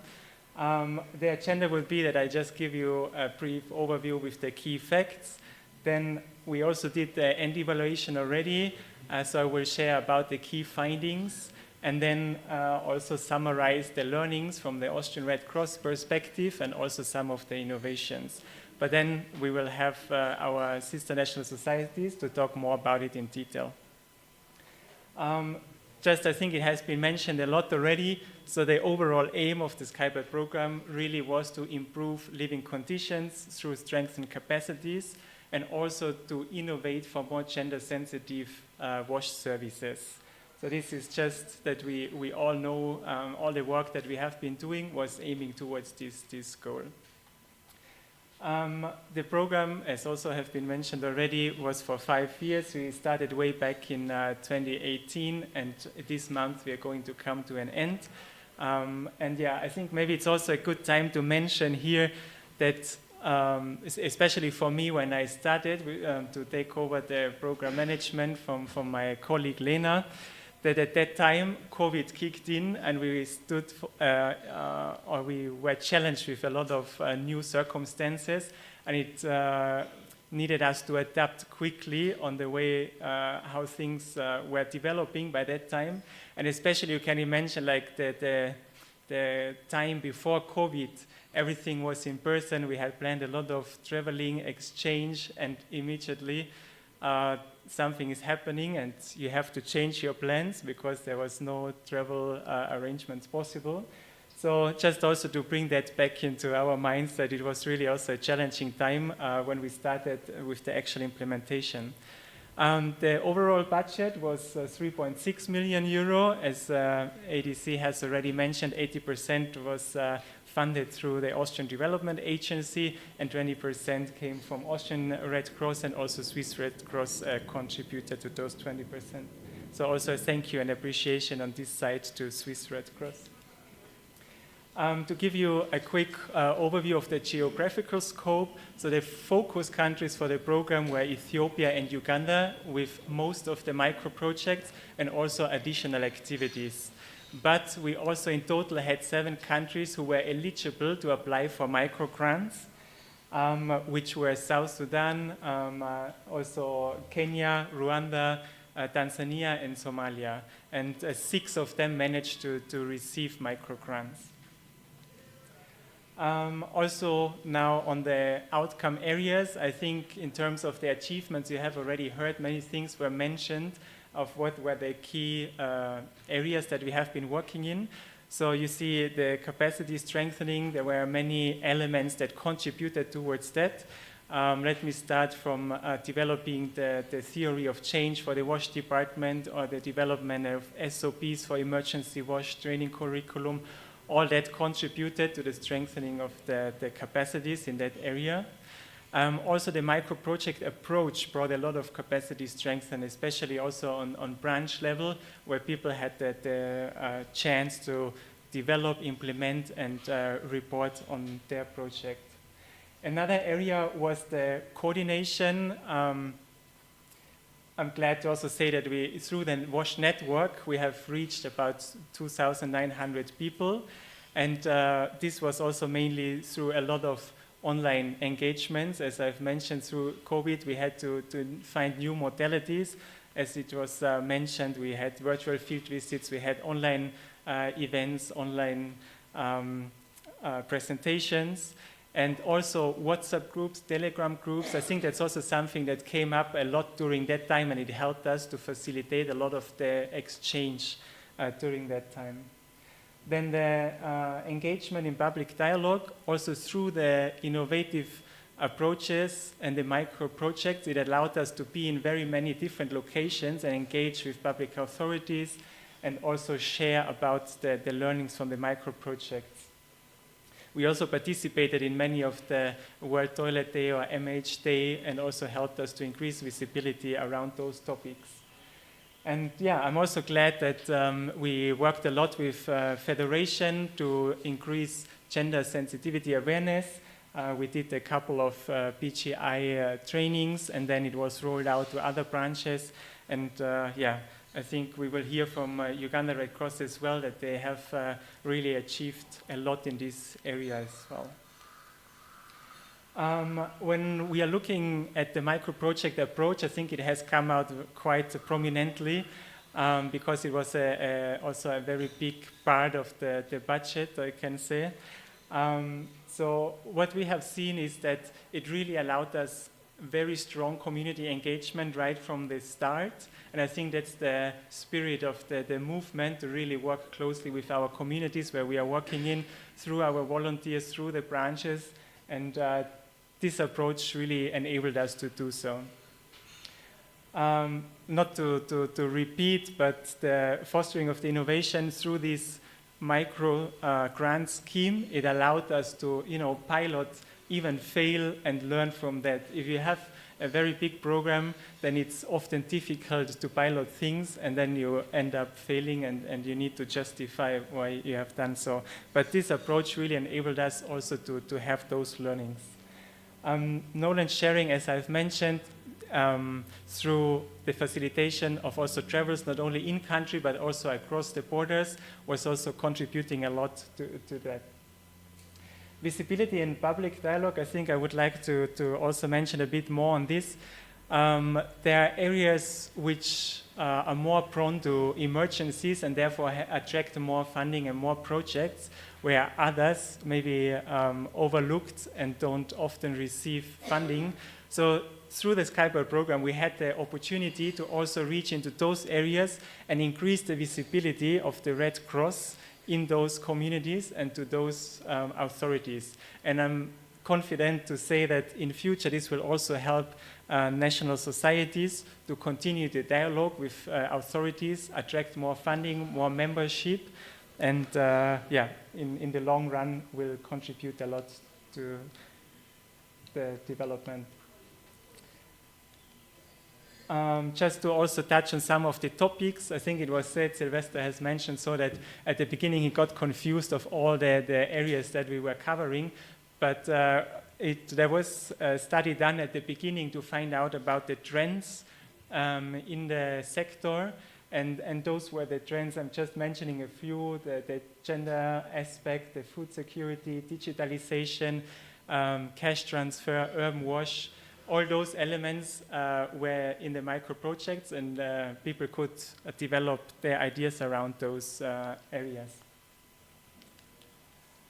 Allow me to get to the end evaluation to just highlight the key findings. I think we don't have enough time to go through all the details, but I'm just mentioning that the topics that have been looked at by an external consultancy. So they were looking at how was the innovation perceived, how is WASH felt in the national societies, is it a priority or not? How do people who participated feel about the collaboration, the added value of the network, which new capacities were developed? So there were several interviews conducted, also qualitative and quantitative. And what the consultancy company came up with is that they assured us that we managed well to increase capacities. This is what was perceived by those who participated, that they really feel that there was an increase in terms of their capacities. They also have a better understanding and a new way of thinking to things in terms of innovation, as well as the gender sensitivity, the cooperation, and the community-based approach. I think that's why I also highlighted the micro-project approach at the beginning, because this is what allowed us really to engage a lot with the communities and achieve a lot of ownership there. However, they also, of course, made some recommendations which we were happy to include in the follow-up program then. It's like the micro-grant scheme. Those who participated know we had 2 cycles and only 1 year of implementation period, which was perceived as too short to implement. So in the second one, there will be a longer period of time to implement. Also, the role of the WASH network. I think we can see here today that we managed well to bring together movement partners to exchange, meet. And I would also like to call on you to continue this exchange. You're here in one room. Please get your contacts if you don't have them yet. If you hear about interesting innovations that have happened, please feel free to reach out to them and get to know more. But where we still can improve further is to integrate external partners, to also work with us and share the same journey. And I think that also is connected to the knowledge management. We are still in the process of sharing our learnings, and we can do that further. Yeah, the learnings for the Austrian Red Cross, I can summarize very briefly. I think it was mentioned really that the 5-year approach enables us to closely work together with our sister national societies for a longer period of time, and this is very much appreciated. We were able to help in a flexible way. We were able to support in some of the emergencies. We were able to find synergies with other projects. So I think in overall, we were able to contribute to the national society development in general. Project management skills, especially on branch level. I think it was mentioned that often maybe projects are finalized on headquarter level, but this time around the ideas and all the proposals really came from the branches and the communities. So we are confident that this contributed a lot to the project management skills. Branch development, I think we have mentioned it. It's in the same line with the project management skills, but also we conducted some branch organizational assessment that also helped, and then we were able to support some of the action plans to further strengthen the capacities of the branches.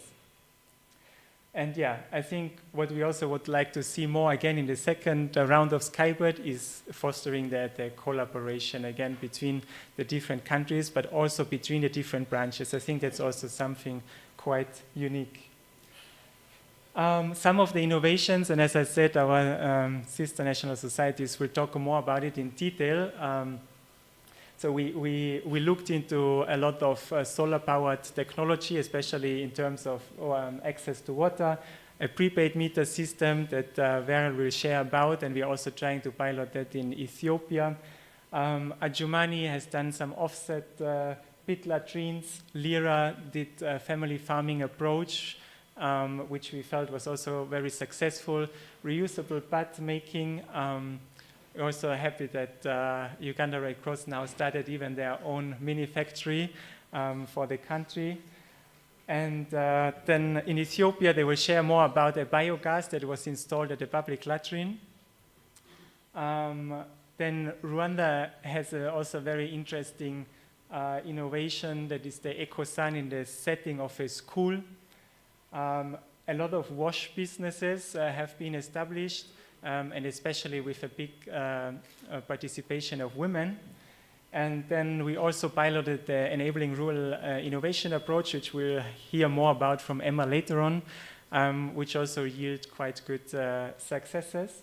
And yeah, I think overall, I think this, I come back to what we have seen on the topics that were covered in the micro projects. It's the integrated approach. I think this is really a very big learning to say we can't only work in a silo of WASH, we can't work in a silo of PGI, we can't work in livelihoods only. We need to see how we can bring them together and to achieve more.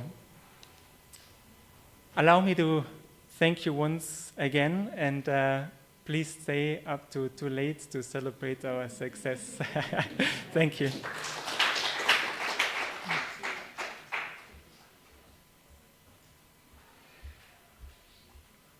Thank you so much, Manuel. He has overpowered me because summarizing what he has said might take me a whole afternoon. But in a nutshell, what I picked is an integrated approach is critical to the success of any program and any project, in summary. But from the bigger perspective, this program has impacted the national society, it has impacted the community, it has impacted the branches, and the bigger Uganda at large, and Ethiopia and all the other countries where this program has been implemented.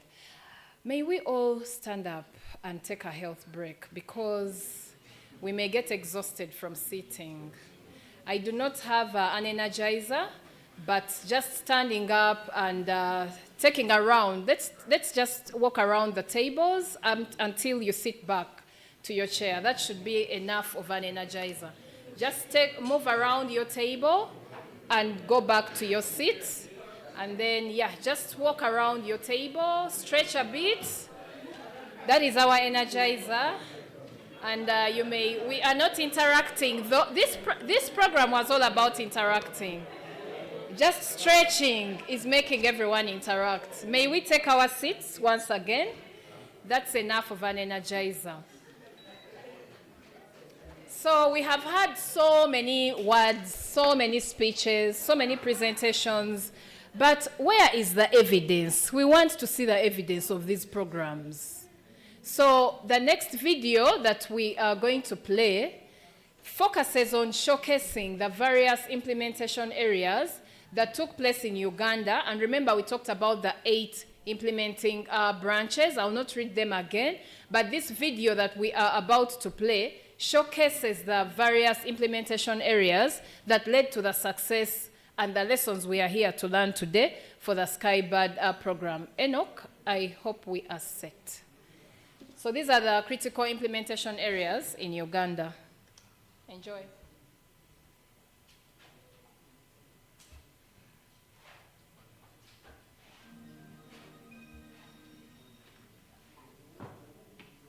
Uganda Red Cross Society, with support from the Austrian Development Corporation through the Austrian Red Cross, is jointly implementing a Skybird program in Uganda.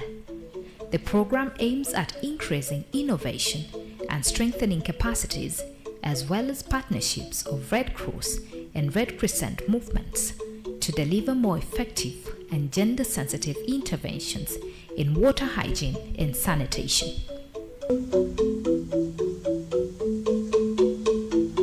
So Skybird was one of those programs that was being implemented and overseen by the directorate that I head.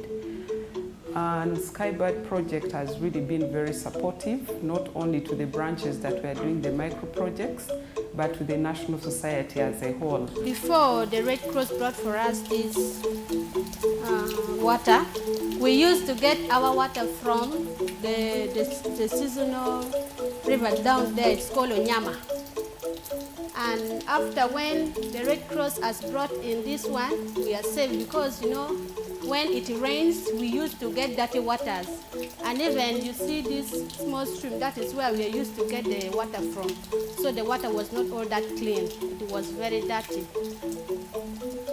But now we have clean water, as you're seeing, and we are so grateful for it.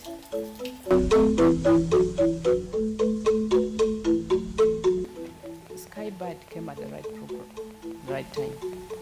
The situation before, when you look at the community where we targeted, one, there was scarcity of water. The available water which was there, it was water that is not good for human consumption.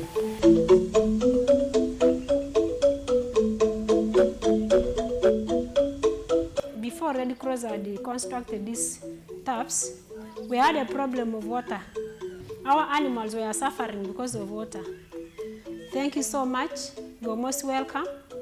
Situation is now fine, not like before. It has really helped us in very many ways. Even us, it has stopped us from what? From going for far distances of water. And then this water, it is really safely for drinking. The Uganda Skybird program is implemented in the Uganda Red Cross branches of Iganga, Ntungamo, Moroto, Lira, Gulu, Rakai, Kampala South, and Adjumani. The National Society, we focused on capacity strengthening of the National Society in protection, gender and inclusion, where we did support a gender analysis, and that report was given to the senior management to discuss and see how they close some of the gaps that relate to gender and inclusion at the National Society level. Then we also supported in developing the theory of change for WASH, for the general WASH program of the National Society. And along with that, we also supported to develop a training curriculum and the standard operating procedure for WASH. This was in a bid to standardize the WASH trainings across board, because we realized that people were using different PowerPoint slides for different programs in different locations. So this support was very timely to help us harmonize and standardize the WASH trainings.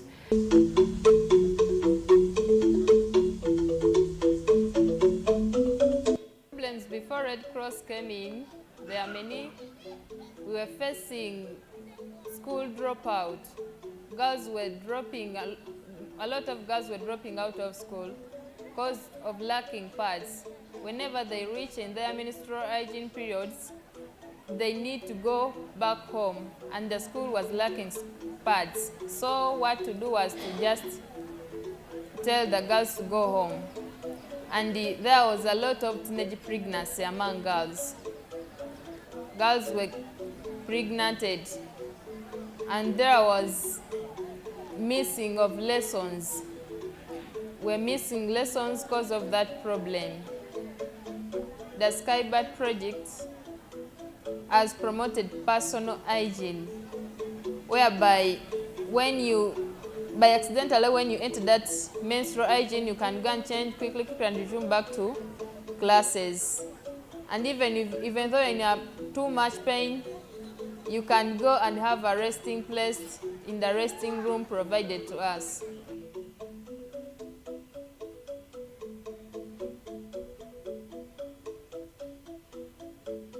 ebizibu bye twalina mu kitundu kino Red Cross nga tennajja twali tetumanyi kukozesa bye tulina nga tulaba nga tulina bye tulina naye nga tetumanyi nti tukola ki tubirina.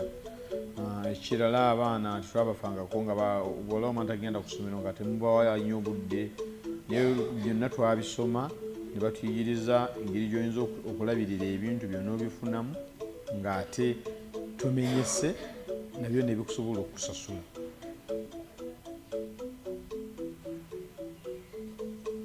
The situation, we've been facing problems of latrines overflooding, and this flows into the environment, causing hygiene-related diseases.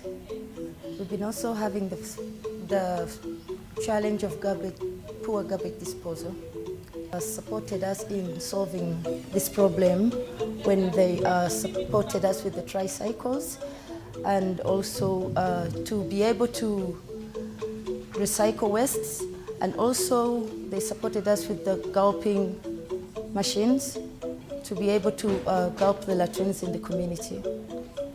And this has not only helped us in hygiene and sanitation, but it has helped to create jobs to the community for financial sustainability.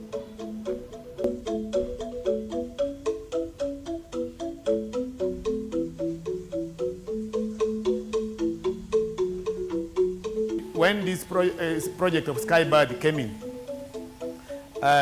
it got me when I had developed a condition that would make me appear disabled.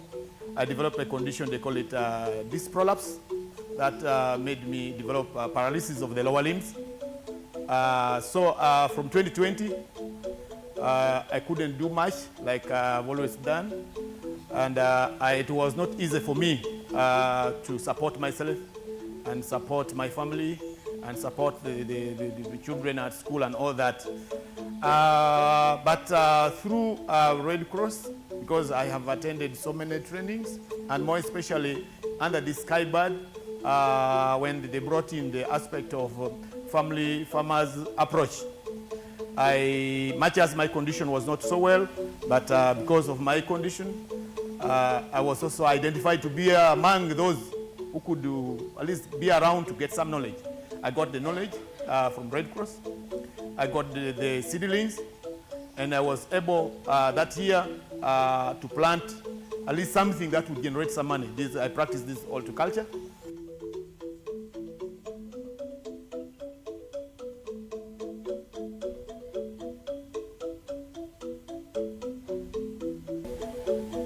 Before Red Cross came, I was having a challenge of constructing latrine for myself and also being able to use a latrine with other members of the household. I am weak and I lack capacity and resources to construct my own latrine. I thank Red Cross for coming. Also, before Red Cross came, there's a lot of challenge of using this the latrine that we are sharing with our other members of the community, because first, it's not friendly, it is used by a lot of people, and it smells a lot. So even children defecate outside a lot.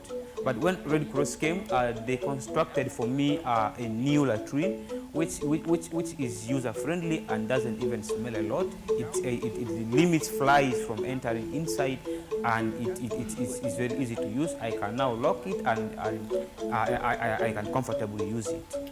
So this has led to improved livelihood and gave me happiness, because I can regulate it, and it has limited my chances of getting sick at my age. And also, it has also given me opportunity to use latrine, even if I was not going to get funds or resources to construct my own.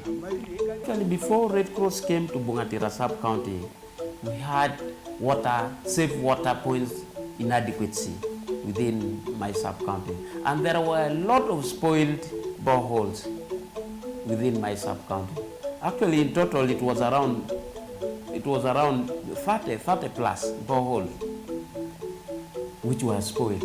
So precisely the invasion of Red Cross has helped us in transforming the society in regards to safe water points Actually, apart from rehabilitation, also they empowered, by the way, some farmers, especially the water source committees. They empowered them on the best practices in regards to agriculture, where they provided even some seeds to them.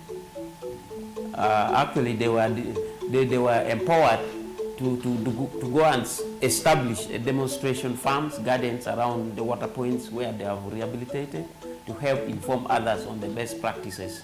On behalf of our fellow girls, we appreciate the Uganda Red Cross Society because they have provided a lot of things. We have acquired skills. We are no longer dropping out of school.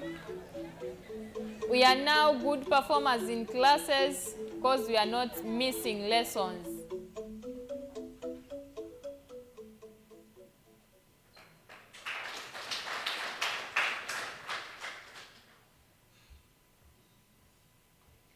So we now have seen the evidence, the testimonials of lives changed because of the Skybird program in Uganda.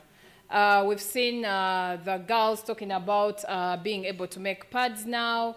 We look at the elderly gentleman that, whose life was transformed by being able to access a safe and clean latrine. We have one of the beneficiaries that talked of being able to practice horticulture. So you can, Skybird program cut across various innovations within the community, and those are the testimonials you've looked at. So the next part of the program is going to be a little faster so that we catch up on time. We've lost a bit of time. I am going to invite 4 people at once, but one will follow the other, coming up. I'll not keep inviting one at a time. So in this particular order, we shall have presentations from Uganda, Ethiopia, Rwanda, and Kenya. So I'll start off by inviting Uganda. We have Balam Oyugi. He is the WASH supervisor at Uganda Red Cross Society. You are welcome to make your presentation. If we can make it 10 minutes, even the better. Try and make it short and snappy. So 10 to 15 minutes for each of you. Uganda first, followed by Ethiopia, followed by Rwanda, and then Kenya. I'll keep reminding the order, but Uganda, next will be Ethiopia. Thank you.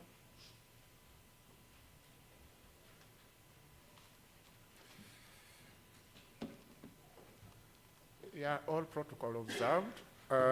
Really, I want to appreciate everyone for the wonderful turn-up for the event. I know it has not been easy for many of us who have been involved, but thank you for turning up. Online participant, I'm really very happy that you're with us and you are getting first-hand information, not second-hand. As said by the moderator, I promise I won't take long, because you have really seen everything that I should have presented. But because it was already in the program, I could not let it go just like that. So thank you for your audience and having seen through what we have presented as the courtesy of what is in the field. The presentation was supposed to be made by Dr. Josephine, who is the director, but because of physical weakness, he is sick. And on behalf of all of us, I wish her a quick recovery. As he said, I'm the WASH supervisor. I also want to reflect on what the country rep said.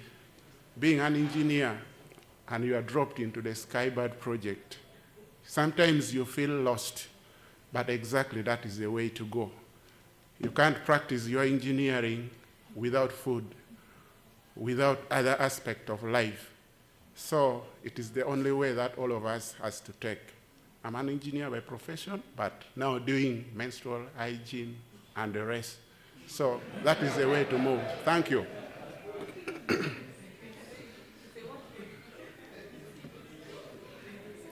Basically, I won't take long here. The overview, the history, everything has already been said by the first presenters, but I just want to look at the program being implemented in the 9 branches. The thematic areas were urban wash, food security, green energy, climate change, digital transformation, name them the way we are seeing them there. So, what were the activities implemented?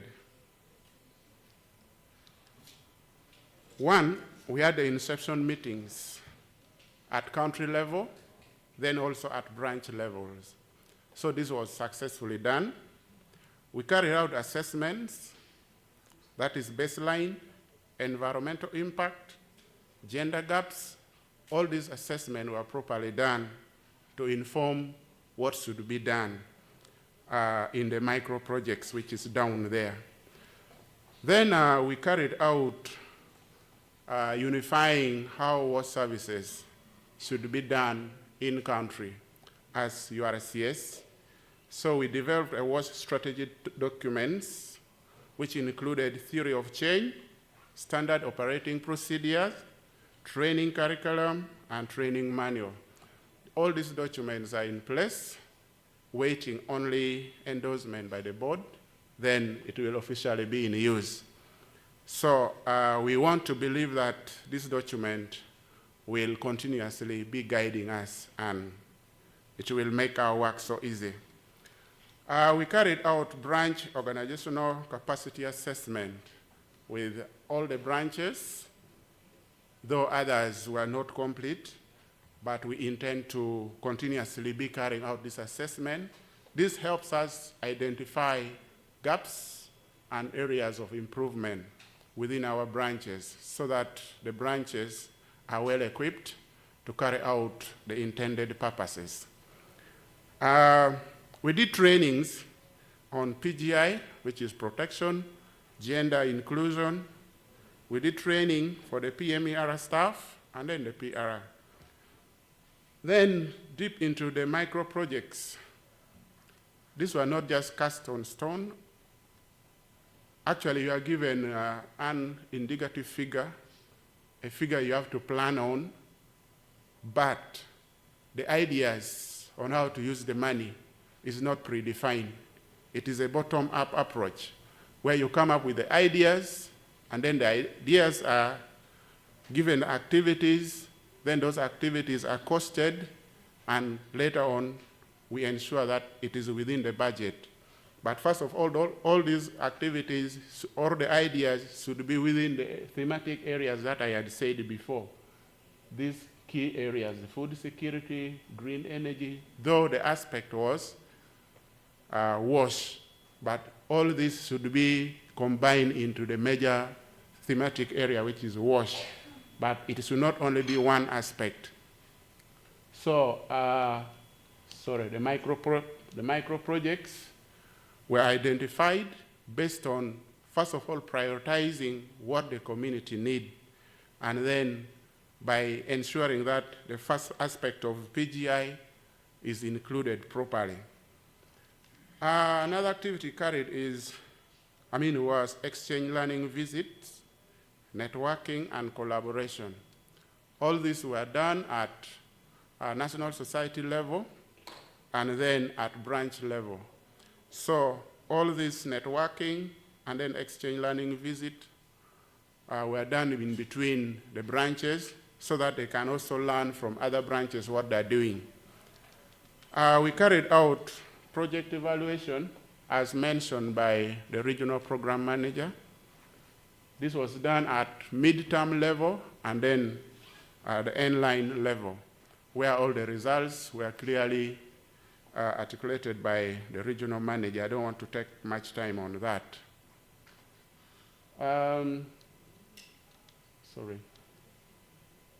What are the achievements after carrying out these activities? What did we achieve?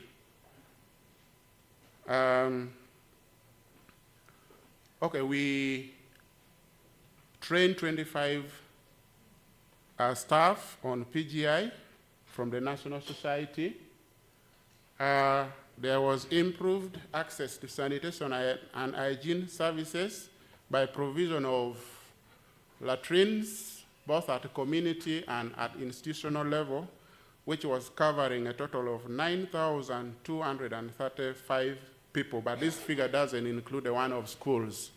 These are just within the community level, of which out of the 9,000, 5,000 were female and 3,732 were male. We increased access, as you observed in the previous video, access to clean water by 3%, much as it was seen as something seriously done, but the impact was rated at 3% in Gulu, which was covering Gulu City and then the two sub-counties of Paicho and Bongatira. We provided a number of interventions in terms of water supply, which I don't want to go deep into it. Then in Matany Town Council, which is in Karamoja sub-region, we improved access by 15%, providing a tap, actually a solar-powered water system, which I think was the first of its kind in the whole of that town council. We trained 600 farmers directly and indirectly on improved farming techniques, as we heard from one of the volunteers. The new farming technology has been introduced to them and they have appreciated it. So we did this to about 600 farmers, which included our volunteers also. All this came from a boot camp training, which was held for the 8 branches, actually the 9 branches, where in the boot camp, new ideas were created. They were taught on how to come up with ideas, which is unifying everybody. So out of the 8 branches, 6 were selected and then were supported. That is at Uganda level, but also we have another support that came at HQ level, which was directly to Gulu City and the 2 sub-counties. We trained 450 households in climate change adaptation and mitigation measures and clean energy in Ajumani district. We contributed to the construction of a fecal sludge management center in Mvepi. The cost was too much, and many projects contributed towards its construction. Skybird also gave some percentage towards the completion of that center, which is currently working well. As this young girl said, we increased attendance in school by the girls of menstrual age, since now the reusable pads can be made locally from the school. They no longer go to the shop to buy it. This is something which is now provided for, actually is manufactured, if I can use that word, from the school by the girls themselves. So, lastly, we increased, the last one, many innovative approaches were developed after carrying out ERI, that is Enabling Rural Innovation Training in Rakai. I think this is the branch that received the least funding from this project, but again, after carrying out this activity, they were the most successful. And I must appreciate them for that, because they received little money, but the impact was so great. That is on my own behalf, not on behalf of everybody. So, Emmanuel, I congratulate you for that.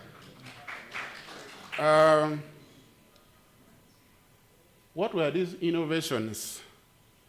Because we heard from the regional program manager that actually our main issue was to come up with innovative approaches.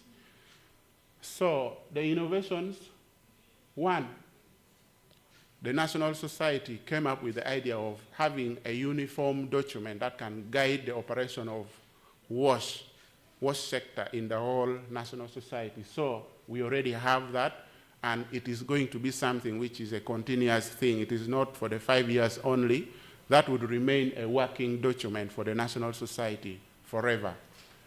Then what about at branch level? As we said, we worked in 9 branches. Per branch, it's my pleasure to take us through what innovations were identified per branch. In Iganga, there is production of reusable sanitary pads, which is locally done. That is what we have for Iganga. Then the green energy. Then the improved farming techniques. Kampala South, the gulping services, as we saw in the video. We also have the solid waste management and upcycling. Upcycling is sorting out waste and then ensuring that those that can still go back to the factory to make other things, which are metal, plastics, and the like, it is done in the same way. Then in Adjumani, we implemented the use of sato pans. The sato pans is what we saw, something blue, which the old Musée was trying to say. Now you can no longer see flies, you cannot have the smell and the like. So this is a new technique that prevents flies from appearing in your toilet, and you don't even have smell. Somebody said from there that he can even enjoy eating his lunch from the toilet because you don't feel any smell and you don't see any flies. So they were something that you can easily see. Then we have offset pit latrine, which are, these are latrines which are used in maybe soils which are easily collapsible, because now many times when it rains, most of our latrines collapse. So this is a solution that stops maybe people from every time making new pits and the like. So a pit is at a distance from the superstructure, but there is a connection that will allow you to use your pit without it, the latrine without collapse, even if it rains. So this is something that we feel it has to be scaled up. Then in Moroto, we had the solar-powered water system, which is not anyway an innovation as of now. It is everywhere, but for that area, it was still something new completely. Then we have improved sanitation and hygiene promotion. I think using the usual conventional method, still it has to be scaled up in that area because, to be honest, in that area, practicing wash is not something very easy. That is known countrywide, but we are trying our best and we are succeeding. Elijah can bear me witness. We have also collapsing soil in that area. That is why we have tried another technology called the granary pit latrine system, because in that area you just put this normal latrine, it collapses. So we developed a new technology of using the granary pit, where it is circular and you reinforce the soil, and then at the end of it all you are able to achieve what you want the latrine to do. In Lira, he said they will have family farming in an improved way, where we have the kitchen gardens and the like, where the new techniques are being involved and you are able to produce food which is enough for your family, and in a dietary system where you have all the veggies and the like within the family, within the household. And then if you are able to produce more, just like Nelson showed us in the picture, you are able to sell and raise income out of it, and then that income will support the family in other aspects. In Rakai, I've already talked about that. Then in Gulo, we have the brigade making, and then the improved access to the clean water. I think what stood out there is the brigade making. The brigade machine has been given to them and using it, and by that the environment aspect of waste is reduced, because now it is the waste that is considered of no economic value is what they are picking to make now the brigades, and then the brigades are sold. Then at the end of it all, we are also reducing on the deforestation, which is a serious cause of the climate change. So when we will go back to the thematic area, that approach would be covering so many things in one bullet. In Tungamo, fight against gender. I think this violence area is something which is a key, but we have also engaged ourselves in that, though psychosocial support is highly needed also here, which is an area that needs also funding. In our sector, that area is underfunded, but we want to believe that when we approach our WASH in an inclusive way, then we may not be able to experience this violence.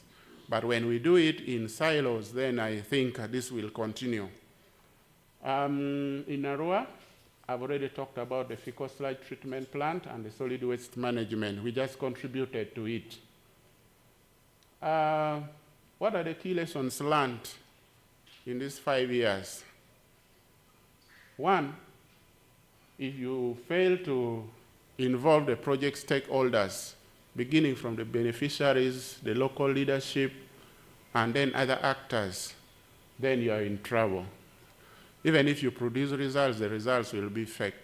But whenever you involve the project stakeholders, you will have an effective and efficient, sustainable outcome or impact, because they will be there for the project. Even if you move out, for them, they will remain there to always support in every aspect of the project. Then community engagement. Sometimes we engage the community when we have already completed everything and we say, you people come and have your product. That is very wrong. So this one has to be done timely and in an accountable manner, right from the design of the project, during the implementation, and then even when the reporting is being done. Please, we always encourage that. Thank you. Basically, coordination, exchange, review meetings, and the like, all these are very important lessons that we have learned in this project. I think, as the moderator have said, thank you for your audience. Thank you so much, Uganda. Next, we shall have Ethiopia Red Cross. 10 minutes, please.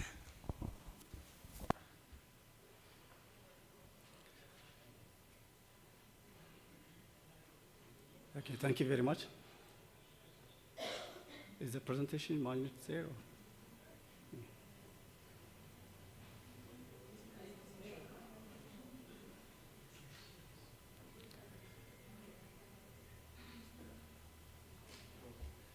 Okay, thank you.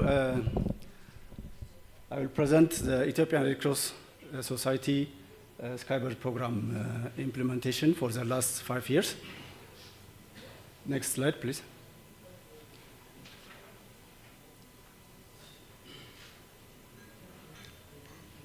Yeah, allow me to brief the Ethiopian Red Cross Society structure in general. As you see from the presentation, Ethiopian Red Cross Society has 12 regional branches and also 48 zonal branches and 185 Woreda sub-branches. And we have also 7,000 grassroots or Kabale level Red Cross committees.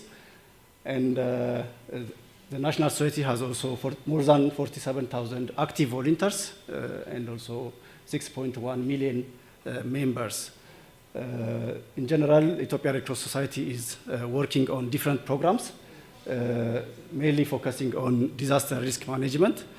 The first program is emergency response, emergency preparedness and response programs, health and WASH programs, and also food security, climate change adaptation, and resilience programs. And also we have pre-hospital emergency care management programs, and also migration and restoring family link programs. After saying this, I'll go to the program, the Skybird program. I will give you, in general, the overview of the program. The duration of the program is starting from 2018, December 2018, and up to November 2023. We had 2 cycles. Cycle 1 micro project was implemented starting from November 2020 to October 2021. Before that, we did so many preparation activities. And the Cycle 2 micro project is also implemented from November 2021 to October 2022. This project has a total budget of 800,000 euro. We implemented almost all the program budget, that's almost 99% is utilized. And the partner is Australian Red Cross Society with a back donor from ADC and Swiss Red Cross. The objective of this micro project is to contribute to improve living conditions in Ethiopia, including East Africa. And the implementing branches are in total 8. In the first cycle, we included 5 branches, but we are managed to implement in 3 branches. The 2 branches are not able to implement the micro project due to different reasons. It may be related to the evaluation process, and the other is related to land, not securing land to implement the micro project. In the second cycle, we learned from the first cycle and we implemented in 7 branches. Even though 10 proposals are submitted in the second cycle, 7 of them are qualified, the criteria, and implemented in the 7 branches.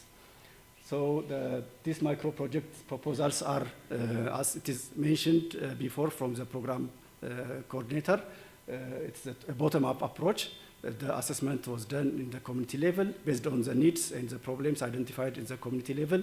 The regional branch and zonal branches who are implementing this project are developed the proposal, passed through the review and approval process, and finally it was implemented. And the total program beneficiaries we are reached more than 60,000 in general for the last 5 years. When you go to the impacts and achievements by the program, the first achievement is related to institutional capacity strengthening. We have developed different manuals and guidelines and also SOPs. The first is WASH curriculum and training manual. So this manual is already developed and it is provided to Ethiopian Red Cross Society Training Center. So this brings the WASH trainings into the standard, both for emergency and development WASH interventions. It's not only for the Skybird program, but also for other WASH-related programs and projects implemented in the country. Not only also for Ethiopian Red Cross Society, it's also important for other partners who are working on WASH. So our training center will use this training manual to provide WASH trainings for other sectors as well. The other is WASH SOP. We also have developed this WASH standard operating procedure. Currently, it is finalized and validated by the senior management.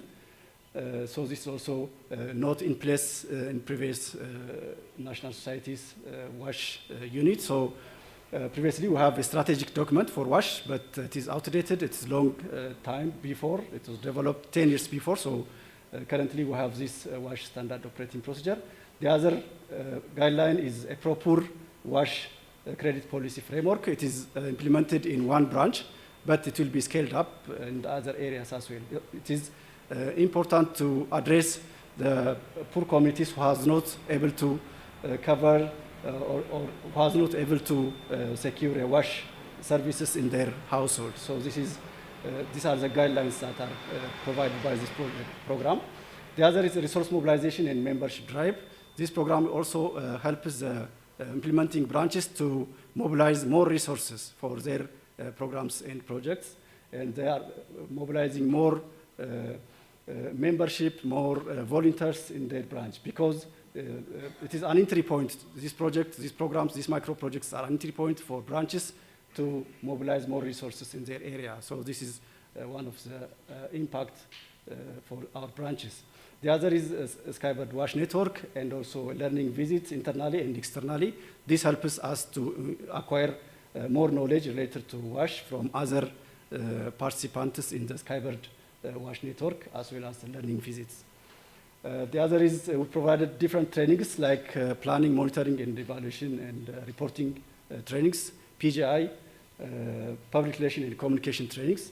These are very helpful to increase the knowledge of our staffs and volunteers in the area of project planning, monitoring, and reporting, and also making PGI as mainstream to the other projects as well.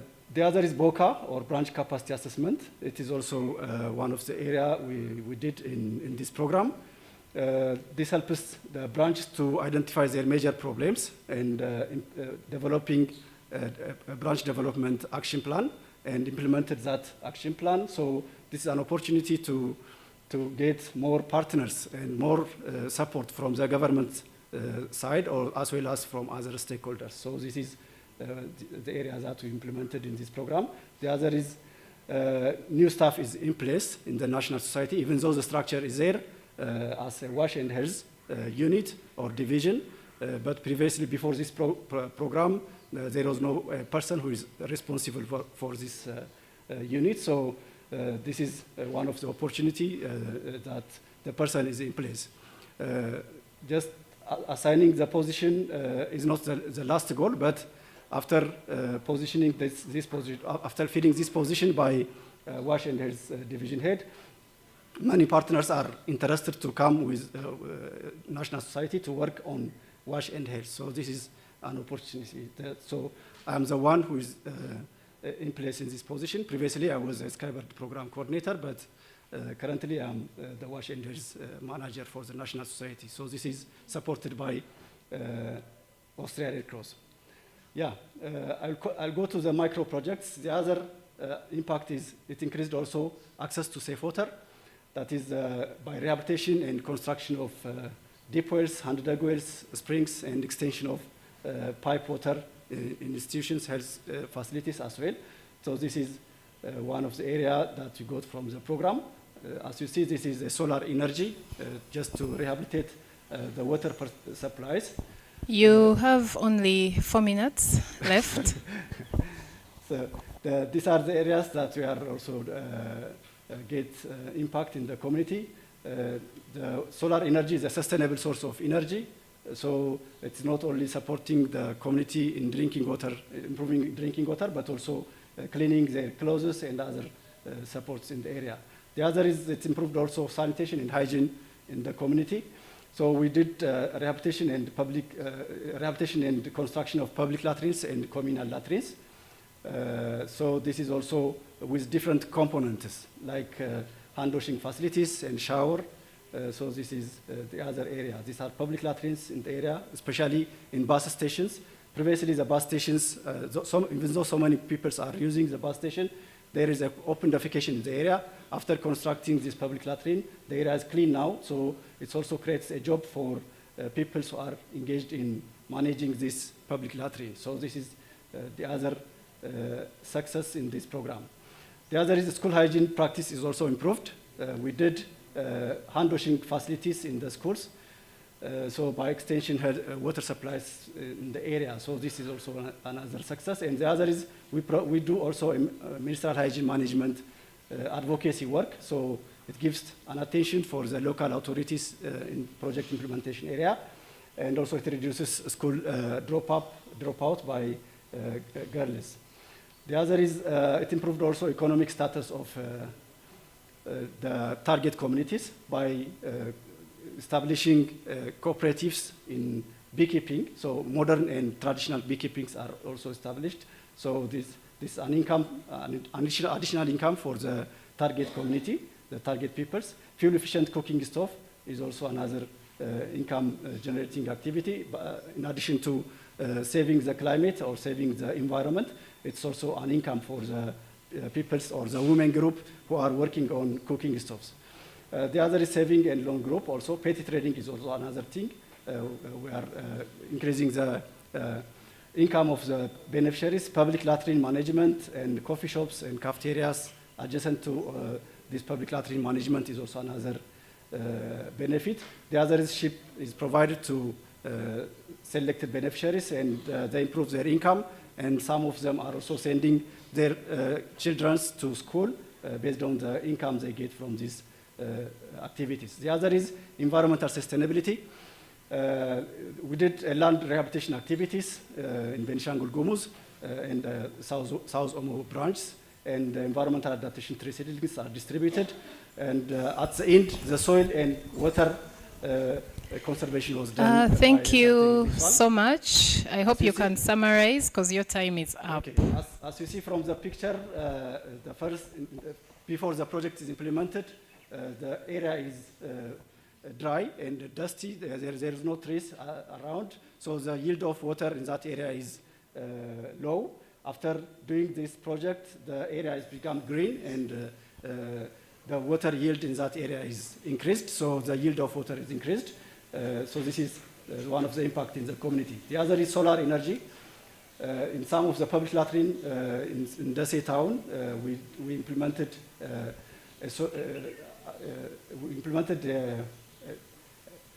solar energy in some areas, and also prepaid water meter. It will be scaling up, and a biogas latrine is constructed in Dase town. Currently, it's not operational because of the government is rehabilitating or renovating the public bus station. So after that, after finishing the rehabilitation, it will be functional. And the other is the integrated livelihood approach. So as you see from the picture, this is also a backyard gardening in the community. So we integrated the water supply activities with backyard gardening, so the people are getting more option on their nutrition. These are the key lessons learned from the project, from the program. I feel sad cutting you short, but kindly summarize. The time is running out. Yeah. Okay. The key lessons learned from this program is the community and government engagement was high because starting from the initial projects, activities are engaged. So we can mobilize the community by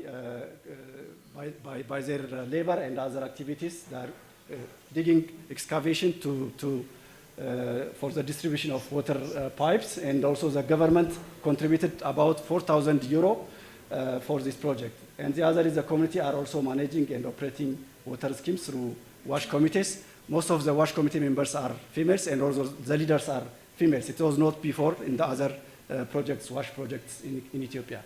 The other is integrated one-stop shop, so it's also increased the production and dissemination or distribution of WASH facilities.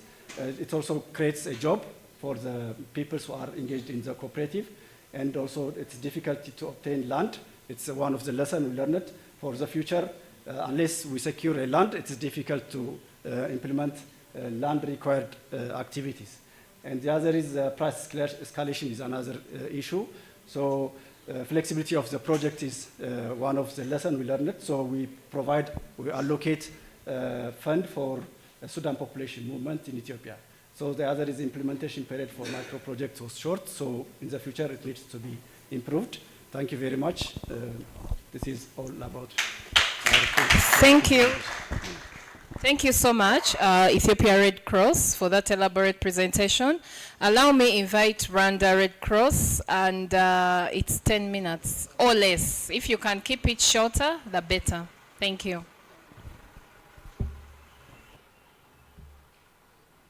Good afternoon. I don't know whether Uganda is good afternoon because we are 1 hour behind you. Yes.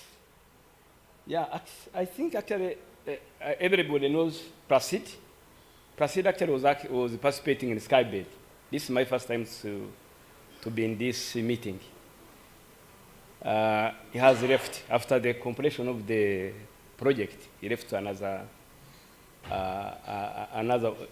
NOG.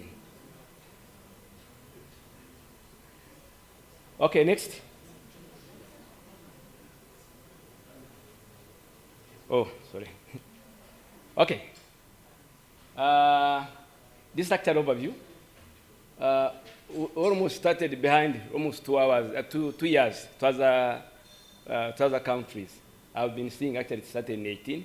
For us, actually started in 2020. one phase. It was in 2020, 21, 12 months. The title of the project was about integrated water and food security in schools. Then the micro project cycle 2, it was also rainwater harvesting and treatment by using of the local simple technologies. The first phase, it was in Western province, district bordering DRC, and the second phase is in Eastern province, that district that are bordering Uganda. The impacts are many, but I have summarized the impact. Problems have impact. One is the increase the production and sale of harvest because of using the technology. Actually, we're using the urine as a fertilizer. And we had actually a challenge on that because the community, first of all the district did not actually allow us to use, but after this, a lot of discussions, they allowed us to use. We were supposed to use the EcoSan system, and again, we said we should also use the urine. Then another impact, the supply of production of vegetables to the schools, feeding programs. After having the women cooperatives, we were also supplying, actually the women cooperative were supplying vegetables to schools. Then another impact, it was reducing the obstetricism or the dropout of the school children because of the, what's happening? Yeah, another impact actually is the school dropout of the girls because we use the MHM in schools.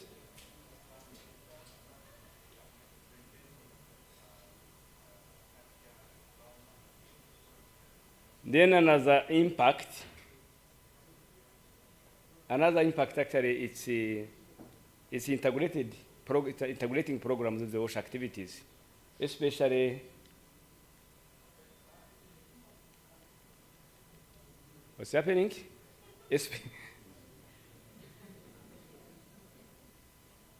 Yeah, then another impact is actually integrated of the programs.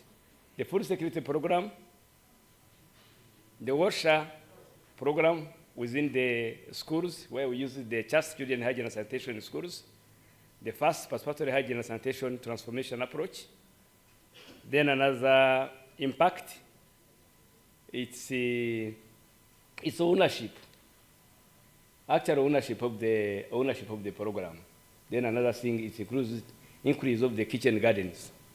A lot of kitchen gardens were increased within the community. Then another impact is water distribution within the schools, where you give this, and then the hygiene club within the schools. Then innovations. They created the structure of the economic by utilizing urine as a source of the safe fertilizer to enhance crop growth and supporting food security and community development. Then another is the installation of the rainwater harvesting system using the solar in eastern part. We are going to see the photos. These are some implemented pictures. You can see we have the latrines that are having 12 stands. One side is for boys, another side is for girls. This actually also improved the use, the standard where we are having at least one latrine per 20 students. There is also the protection, gender and inclusion, where we also have the inclusion of the latrines for disabled people.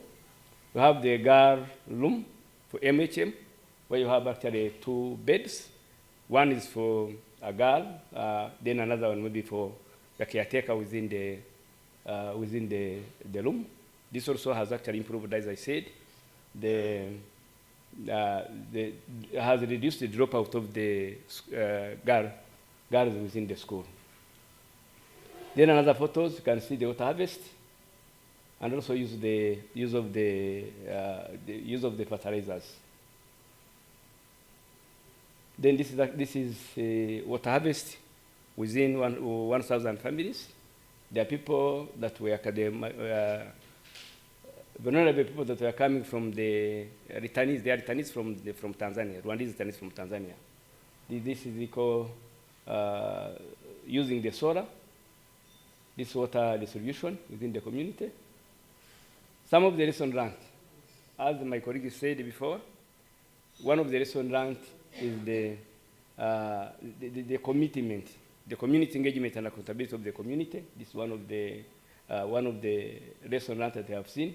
Then another thing is the adaptation of the urine used to farming require safe handling and capacity to train people to use it, because there is a lot of resistance because of the behaviors, because of the cultural behaviors. Even some leaders before were saying, oh, why should we use the fecal matters within? You remember first actually wanted to use the ecosystem. Then they said, the ecosands. Then they said, no, you should use the urine instead of using both urine and the fecal matters. Then another thing is partnership. Not only a partnership within the national societies, also partnership within the PNS within the country. People have been visiting where we implemented the project, integrated project. So every partner wants to replicate what we have been doing. Yeah, then another thing we are saying the Skybird is flying. For us, actually, we need to fly again to our country. Thank you so much. Thank you so much for using only 7 minutes. Allow me welcome Kenya Red Cross to make your presentation. It's 10 minutes or less.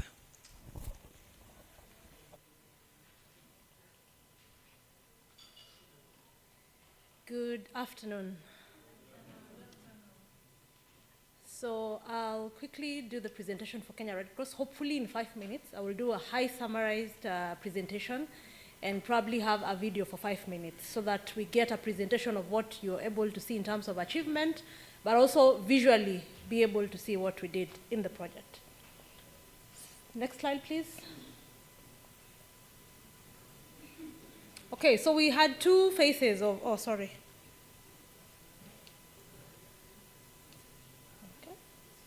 It's not moving. We had 2 phases of the project and implemented in the same county in Kenya, in Baringo County. Baringo is one of the semi-arid counties in Kenya. Partly affected by drought and also alternatively by floods. Our overall objective for the 2 projects was looking at increasing innovation, looking at capacity building of the various existing government departments, but also looking at how we enable gender-sensitive and effective wash service delivery in the counties. The first phase looked at cash transfer programming, now called cash and voucher assistant programming, and looking at digitalizing our water systems that were already existing, but also intensively involving the community in the approaches that we were using. And the second phase was looking at enhancing sanitation facilities in flood-prone areas. As mentioned by my colleagues, you would see that collapsing of toilets and maintaining sanitation and hygiene practices becomes a challenge, and therefore the need to enhance resilience amongst those communities. So I'll speak a bit to the 2 projects and just give a general overview. For the wash market assessment and digitalization of the projects, we were looking at using prepaid meters in some of the water systems that we have to enhance operation and maintenance in the water systems.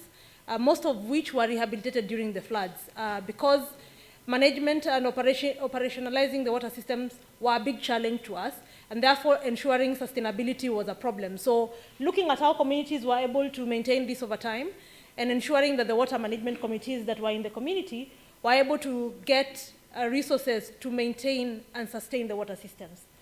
And then for the second one, we have approaches that are used in Kenya for sanitation and hygiene. And the community-based ones are not resource-induced, and therefore we are basically looking at triggering the communities and taking up the sanitation and hygiene practices approaches using the government systems. But we did sanitation facilities within schools that then we were able to showcase how the gender diversity and inclusion approaches would be used in the communities.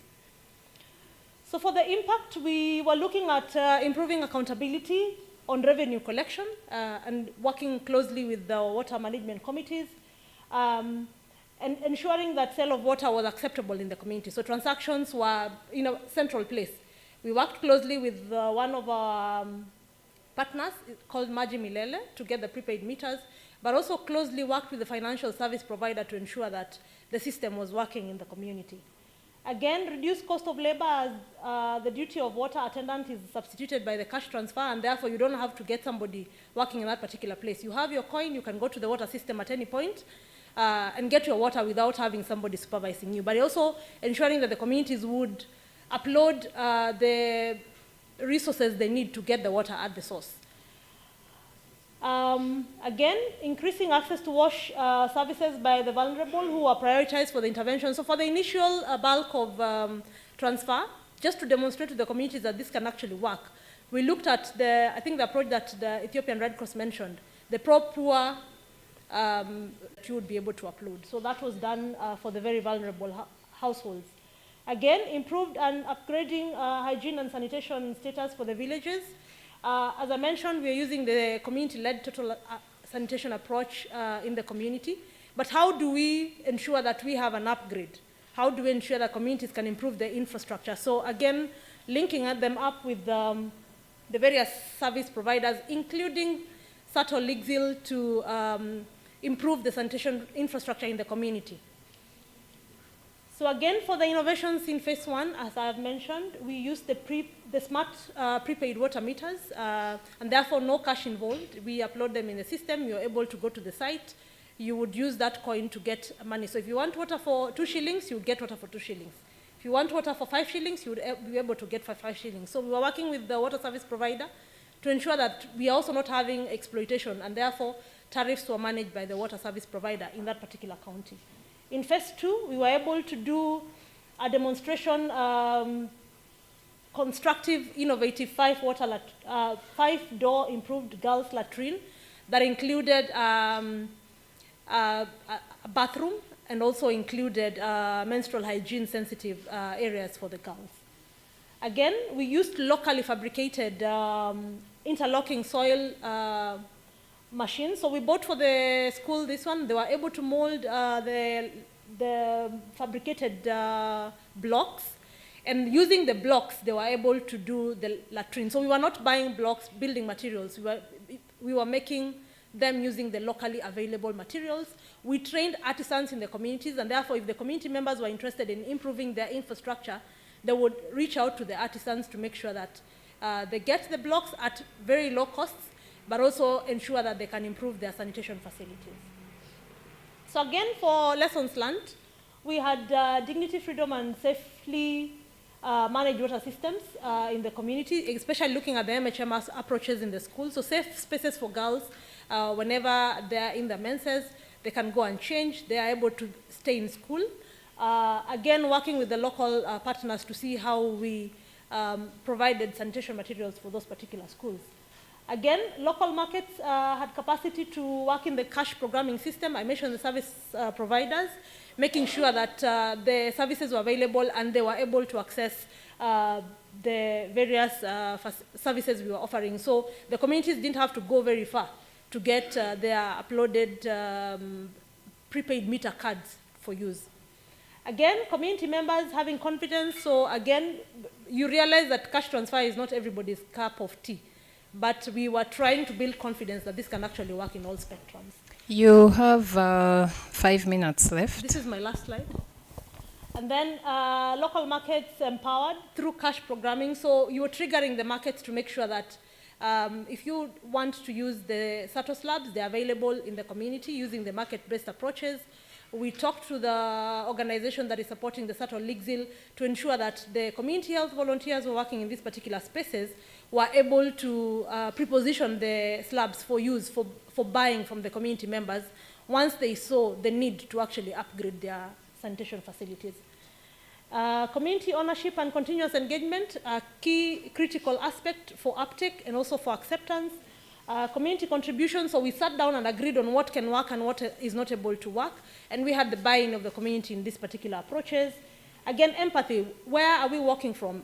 Somebody mentioned the bottom-up approach, making sure that we are implementing from the community's voices and not from the organization's perspective. Again, communities requiring facilitation in analyzing what the wash status in their communities are, the sanitation status. So we walk the journeys together through the sanitation and hygiene approaches, but also looking at how do they onboard willingness to buy water from their communities for sustainability. Thank you, and I will hand it over to the IT team for the video.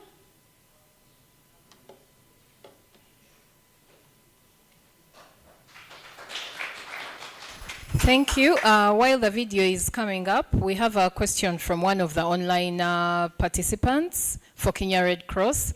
What do you mean by digitalization of the WASH system? Can you elaborate this experience and what that refers to? Okay. So gladly, the digitalization of the water system is one, using the service provider in the country to make sure that we are not buying water using money. So we don't use physical money, it's paperless money. We're using the M-Pesa platform to upload money for communities to go to that water point and use that coin that we have given from the service provider to access water. That is one. Two, the prepaid meters are automated.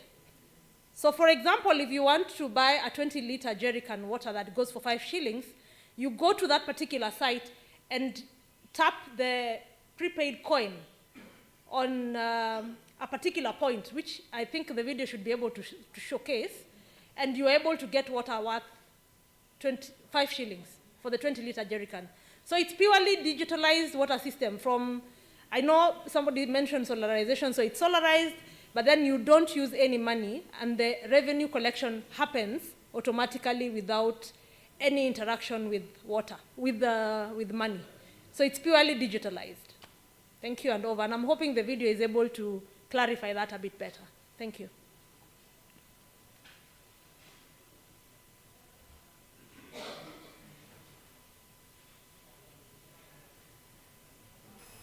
Thank you so much. Enoch, are we ready with the video?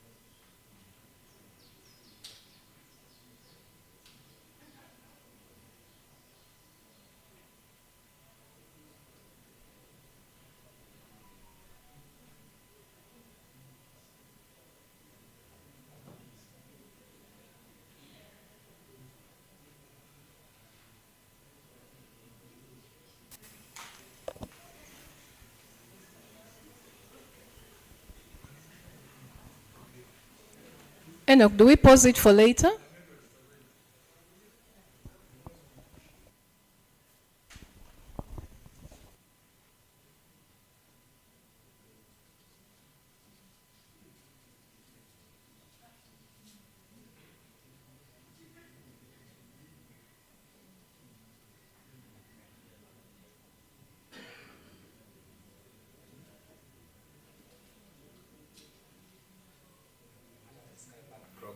This project aimed at fostering innovation and collaboration in water, sanitation and hygiene and related fields through installation of smart water meter. The project is implemented in Baringo County among the pastoral communities. Most of the community water points in these areas fail to function after breakdown due to lack of savings to enable ease of operation and maintenance. There is widespread use of diesel water pumps that are costly to manage and poor knowledge in running community water points, low communal ownership, as well as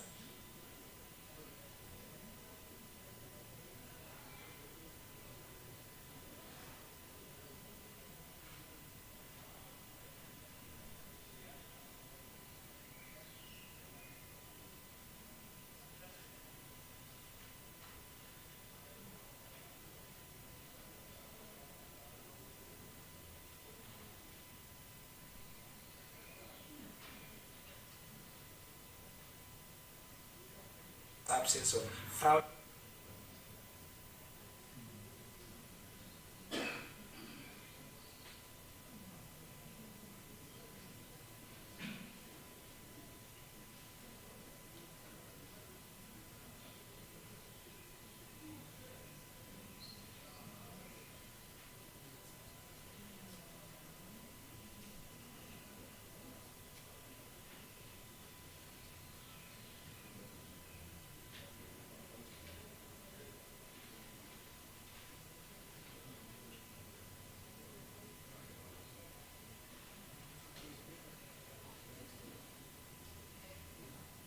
Save a bit of time.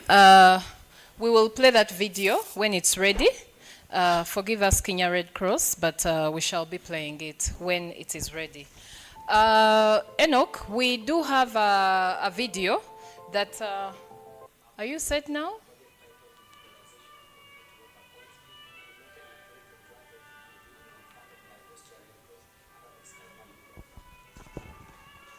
Oh, this is a phone.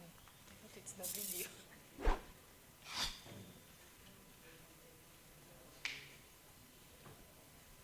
While the video gets ready, allow me introduce the next session we are going into. It's the panel discussion that is going to focus on micro project implementers. For purposes of the reason as to why we are here, we shall focus on Ethiopia and Uganda for this panel discussion, but later we shall have a Q&A session where we shall have feedback from all of you, questions, responses, compliments, and all that later. But at the moment, allow me invite 4 representatives that are coming from Uganda and Ethiopia. Emmanuel and Maureen from Uganda, please come and take your seats at the front. From Ethiopia, we have Gashor and Kamal. Those names are new to me, so forgive me if I pronounce them wrongly. Welcome for the panel discussion. Enoch, is any of the videos ready? No. Okay. So let's proceed with the panel discussion, where the videos were meant to be played later, not right now. So allow me welcome the team from Ethiopia and Uganda. And lucky we have balanced the gender. So we are ensuring that PGI is represented. Clap for Maureen, who is balancing the gender at the front. So because I'm sure people are exhausted from sitting, we need to make this interactive as much as possible, but also quick so that we are able to keep within the bigger agenda that we haven't yet been able to do yet. So the day is still young. We are here till 9 p.m. In Uganda, I would say Katandi Kabutandi. It is just starting. If I may ask Kamal from Ethiopia Red Cross, this question will go to you. How did you feel participating in the micro project scheme, right from proposal development, implementation, and reporting? Okay, thank you very much. As a participant of this micro project, I'm very excited and motivated throughout this entire process. By the way, this is a new approach for us. Because the proposal development is from bottom to up. The previous one is from top to bottom. This one is different from the previous one. So from the idea generation, from the problem identification to proposal development is very unique for me.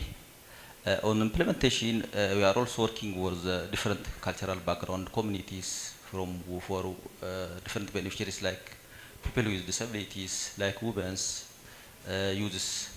So this is unique for us, especially on working as a different cultural peoples. Especially on PGI, there is some cultures which is difficult for us because women and the men cannot discuss together their issues. So this is one of my lesson learned from that project. Even we are working with different stakeholders from local village administration up to the district level, so we integrate or increase our partnership. This is also unique for us. Finally, on the reporting time and during handovering time, there is a good opportunity for us to provide or to have a ownership, sense of ownership, to create sense of ownership with our partners. So it's this unique for us, and thank you. Thank you so much. He has elaborated the bottom-up approach from project proposal development to actual completion. All throughout the implementation, they were involved. The next question will go to Nelson from Lira branch, Uganda Red Cross. No, I'll skip that. The next question will go to Mr. Wanjala Emmanuel, the branch manager of Rakai, that is Uganda Red Cross Society. What did you learn from the participation in the Skybird program, and how did this experience impact your work? Okay, thank you so much, Joan. First of all, I'll elaborate it in the context of my micro project. First of all, I learned that actually we always plan for the people, yet they also have their own plans. In the process of our micro project, I did an assessment, and I realized that many projects were failing either after the funding period or before, sorry, after or in the middle. So in my assessment, I realized that it always fails because we don't involve people at the beginning. So we came up with an approach of what we call enabling rural innovation. We identify these people, and from the start of the project, we engage them. So in that process, I learned that one of the reasons why many projects are failing is because we plan for them, not planning for themselves. When they plan for themselves, it has that sense of ownership, and it supports sustainability of the project. That is one thing I learned about. Then the other thing is, as we plan for these programs, or as we implement the programs, we need to have partners on board. We realized that some of the partners we brought on board were from the local leadership, and they kept on following up those projects. So eventually, if we had left them out, maybe the project would not have been successful. Then the other thing is about accepting the community you're working in. I realized that in these communities, they have their different norms that we needed to respect. And after realizing that, the project was successful. So in this Skybird program, it helped me to realize different activities that will make a successful project. Thank you. Thank you so much. So we need to involve the locals in whatever we do when it comes to projects. That's in summary what I've picked. Miss Maureen Nabudua, this question goes to you. She's from Kampala South Branch of Uganda Red Cross Society.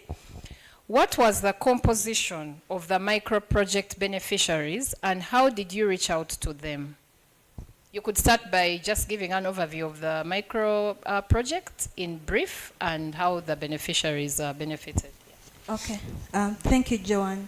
So basically, the micro project we had in Kampala South was about entrepreneurship, whereby we selected different people, especially women, to form groups, entrepreneurship groups, so that they are able to transform their communities. They had a problem of poor waste disposal in that area. And waste disposal, we are looking at both fecal sludge and the household garbage. So the composition of the groups that were formed, we had a mix. We had like women took 82% of the composition, and we had the males taking the 18%. So initially the project was targeting women only, but through consultations with other partners and the community themselves, they begged for a slot, at least that we include the males. So that is why the women are more than the males. And also still, in the composition, we had elderly, a few elderly, taking 15.5%. We had youth taking 20%. we had people with disabilities taking 4%, and generally the rest were 18%. So how did we reach out to these people? We did this through the help of the local council leadership within the targeted areas that we went to. They helped us mobilize the people. We sensitized them, and the ones that fit in our criteria and felt they could handle the business joined, because it is, West business. There are some who can handle and others who can't. So the ones that were steadfast and interested are the ones that we went with. So were you able to make money out of this Westpreneurship? Because that's what everyone is interested as well in hearing. Yes. So these groups, after being formed, we were able to register them as companies with the Uganda Registration Services Bureau. We also trained them in gulping and gave them the necessary skills and equipment to do that business within their communities. And we also joined them with the Uganda Gulpers Association, which helps with the mentoring and regulation of the business. And yes, they've been moving on well, and they're earning money from it. Thank you. Thank you so much. This is also to you. Which element of the micro project did you consider the most innovative, and why? Okay, so we were doing the gulping. We introduced the gulping technology. Yes, it is. You may just tell us in summary what it is.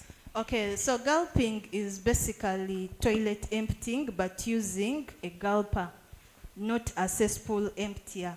So gulping is cheaper and affordable for communities in informal settlements, and it's also, the gulpers can easily access these settlements since there is a lot of congestion with a tricycle.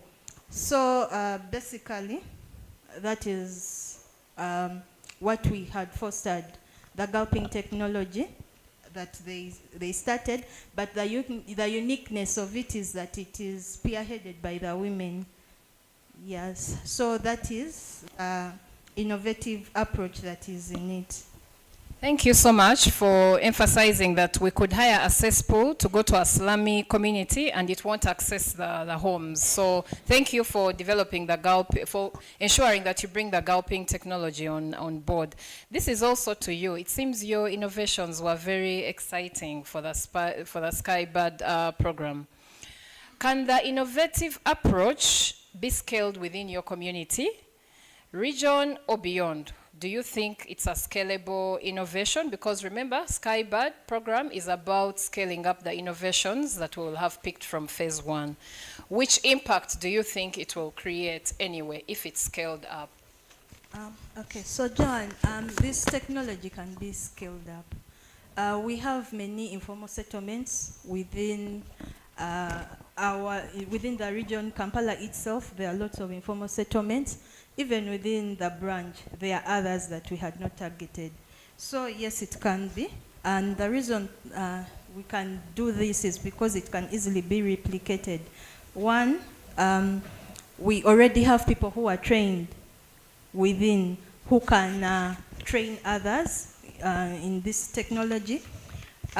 Also, it is a cheaper option, like I had mentioned. It is cheaper and affordable for community members. And also, it has the government support because within Kampala region, the KCCA, the Kampala City Council, is advocates for using gulping because we can easily reach the people within these areas. And also, it is affordable. So the impact it will create, basing from what I've seen in Kampala South, one, it will create more employment opportunities for other people. it will improve their livelihoods, of course, since there'll be people who are earning from it. There'll be improved livelihoods. And then also there'll be increase of the community members will have increased access to sanitation, clean sanitation facilities. And also there is a component of empowering the women, since they are the ones at the helm of this business. And in the long run, we shall also be able to contribute to gender equality. Women can also earn money in a household. And also we shall have a reduced prevalence of wash-related diseases within the community itself. Yes. Thank you so much, Maureen, for balancing WASH and also becoming enterprising. I think that's a key one for us, especially as national societies, as we work towards becoming self-sustaining in resource mobilization. That one caught me really, really deep. Thank you for that elaboration. Now back to Ethiopia, our brothers. We haven't forgotten you. This goes to Mr. Kamal. Is there any income-generating activity that was developed in Ethiopia and that is currently active as a result of the micro project you implemented? What impact does this activity have on gender equality, the environment, and of course, climate change? Okay. It's better to splash out. Okay. In addition to WASH activities and other activities, I think we did also income generating activities.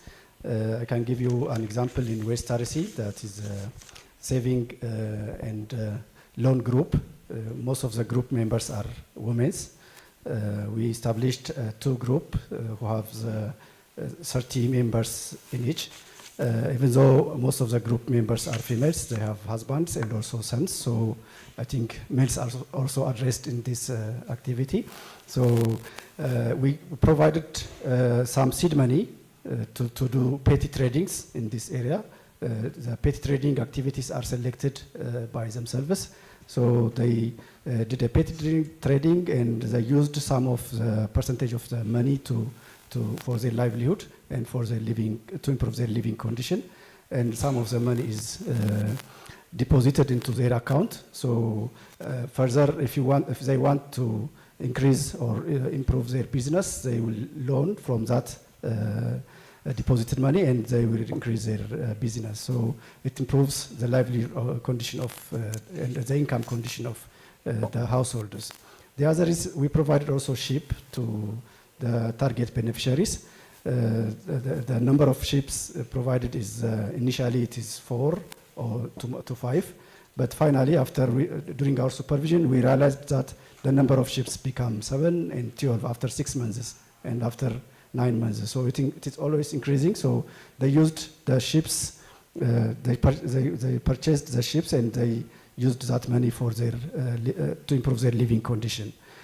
So this is an impact to the community. Even some of the beneficiaries are sending their children far from that area. That is a rural area, so it's difficult to get school, and it is beyond their capacity to send their children to school. So based on this program, they are able to send their children to school. The other is we have also established fuel saving stops and beekeeping groups. We provided some modern and traditional beehives. These groups are males usually. Culturally, males are managing the beekeeping activities in that area, especially in South Omo. So they got honey after some period and they purchased that honey to the market and they improve their living condition. And also the fuel saving stoves is also, it's important to save the area, just to not deforesting the areas, because this fuel saving stove, so the amount of wood used for the stoves is decreased due to this. So they also sell these items to the community and get money from that, and they increase their income as well. The other is public latrines. The public latrines are managed by peoples who are established. Usually, most of them are females. In Desi and also in Sidama, we established a female group to manage these public latrines. So peoples are using these public latrines and showers and other components by paying some amount of money. So they got money from that. They used it to maintain the public latrine as well as to improve their living condition. In addition to that, one of the public latrines has a component of biogas. This biogas is intended to produce energy for this women group who are established there. Particularly these women groups are returnees from Arabian countries. So they have no income, so they have no other income, other jobs in that area. So we selected these groups, these returnees and other disabled peoples to function or to manage this public latrine. So this is also an income for them. It is an opportunity for them to get a job. And this biogas also produced a gas, methane gas, that helps to generate energy for their cafeterias, just attached to the public latrine. So in one way, it decreases the use of wood for fuel. And that means it decreases deforestation. On the other hand, it also increases the availability of energy for these women groups. So in general, it is important for the climate issue and for women, gender impact is also included in these activities. Thank you very much. Thank you so much. Did you want to say something as well? I want to add something on, especially on Women Association, Green Saving Association. By the way, totally, almost 99% of them are women. Now they are transforming from PT trade to retailers. By the way, they collect the local materials like better from the local village, and they transport to the district or the warada level. And they also generate a high income now. Currently, their book or their bank account is more than 200,000 Ethiopian birr. Wow. No, they have a big amount of money. They have personally, they have big transformation there around that. And the second one, especially on public latrine, it's difficult to manage as we have experienced before. Now we are teaching or giving some ideas for the public latrine users. They didn't pay before to public latrines. Now we develop the culture of paying to their faces, so something for the public latrine users. Now the sustainability should also handled by on this side, because they pay for that service, and also the jobless users also collect that money and they generate their income. And also they teach the culture of paying and using the public lot, especially around the market and by the bus station. Even this approach is also expanded to the government. Government can use this approach now in our area, because so many of public lot is constructed finally due to management, poor management is also already closed. But now by using this approach, they expand to use public latrine and to organize some jobless users on that area, and they create their own business. So this is one of the good approach for us. Thank you so much. A key lesson from Ethiopia: you seed money, people save, people invest, and the money keeps multiplying, and even government is learning from you. So thank you so much for that.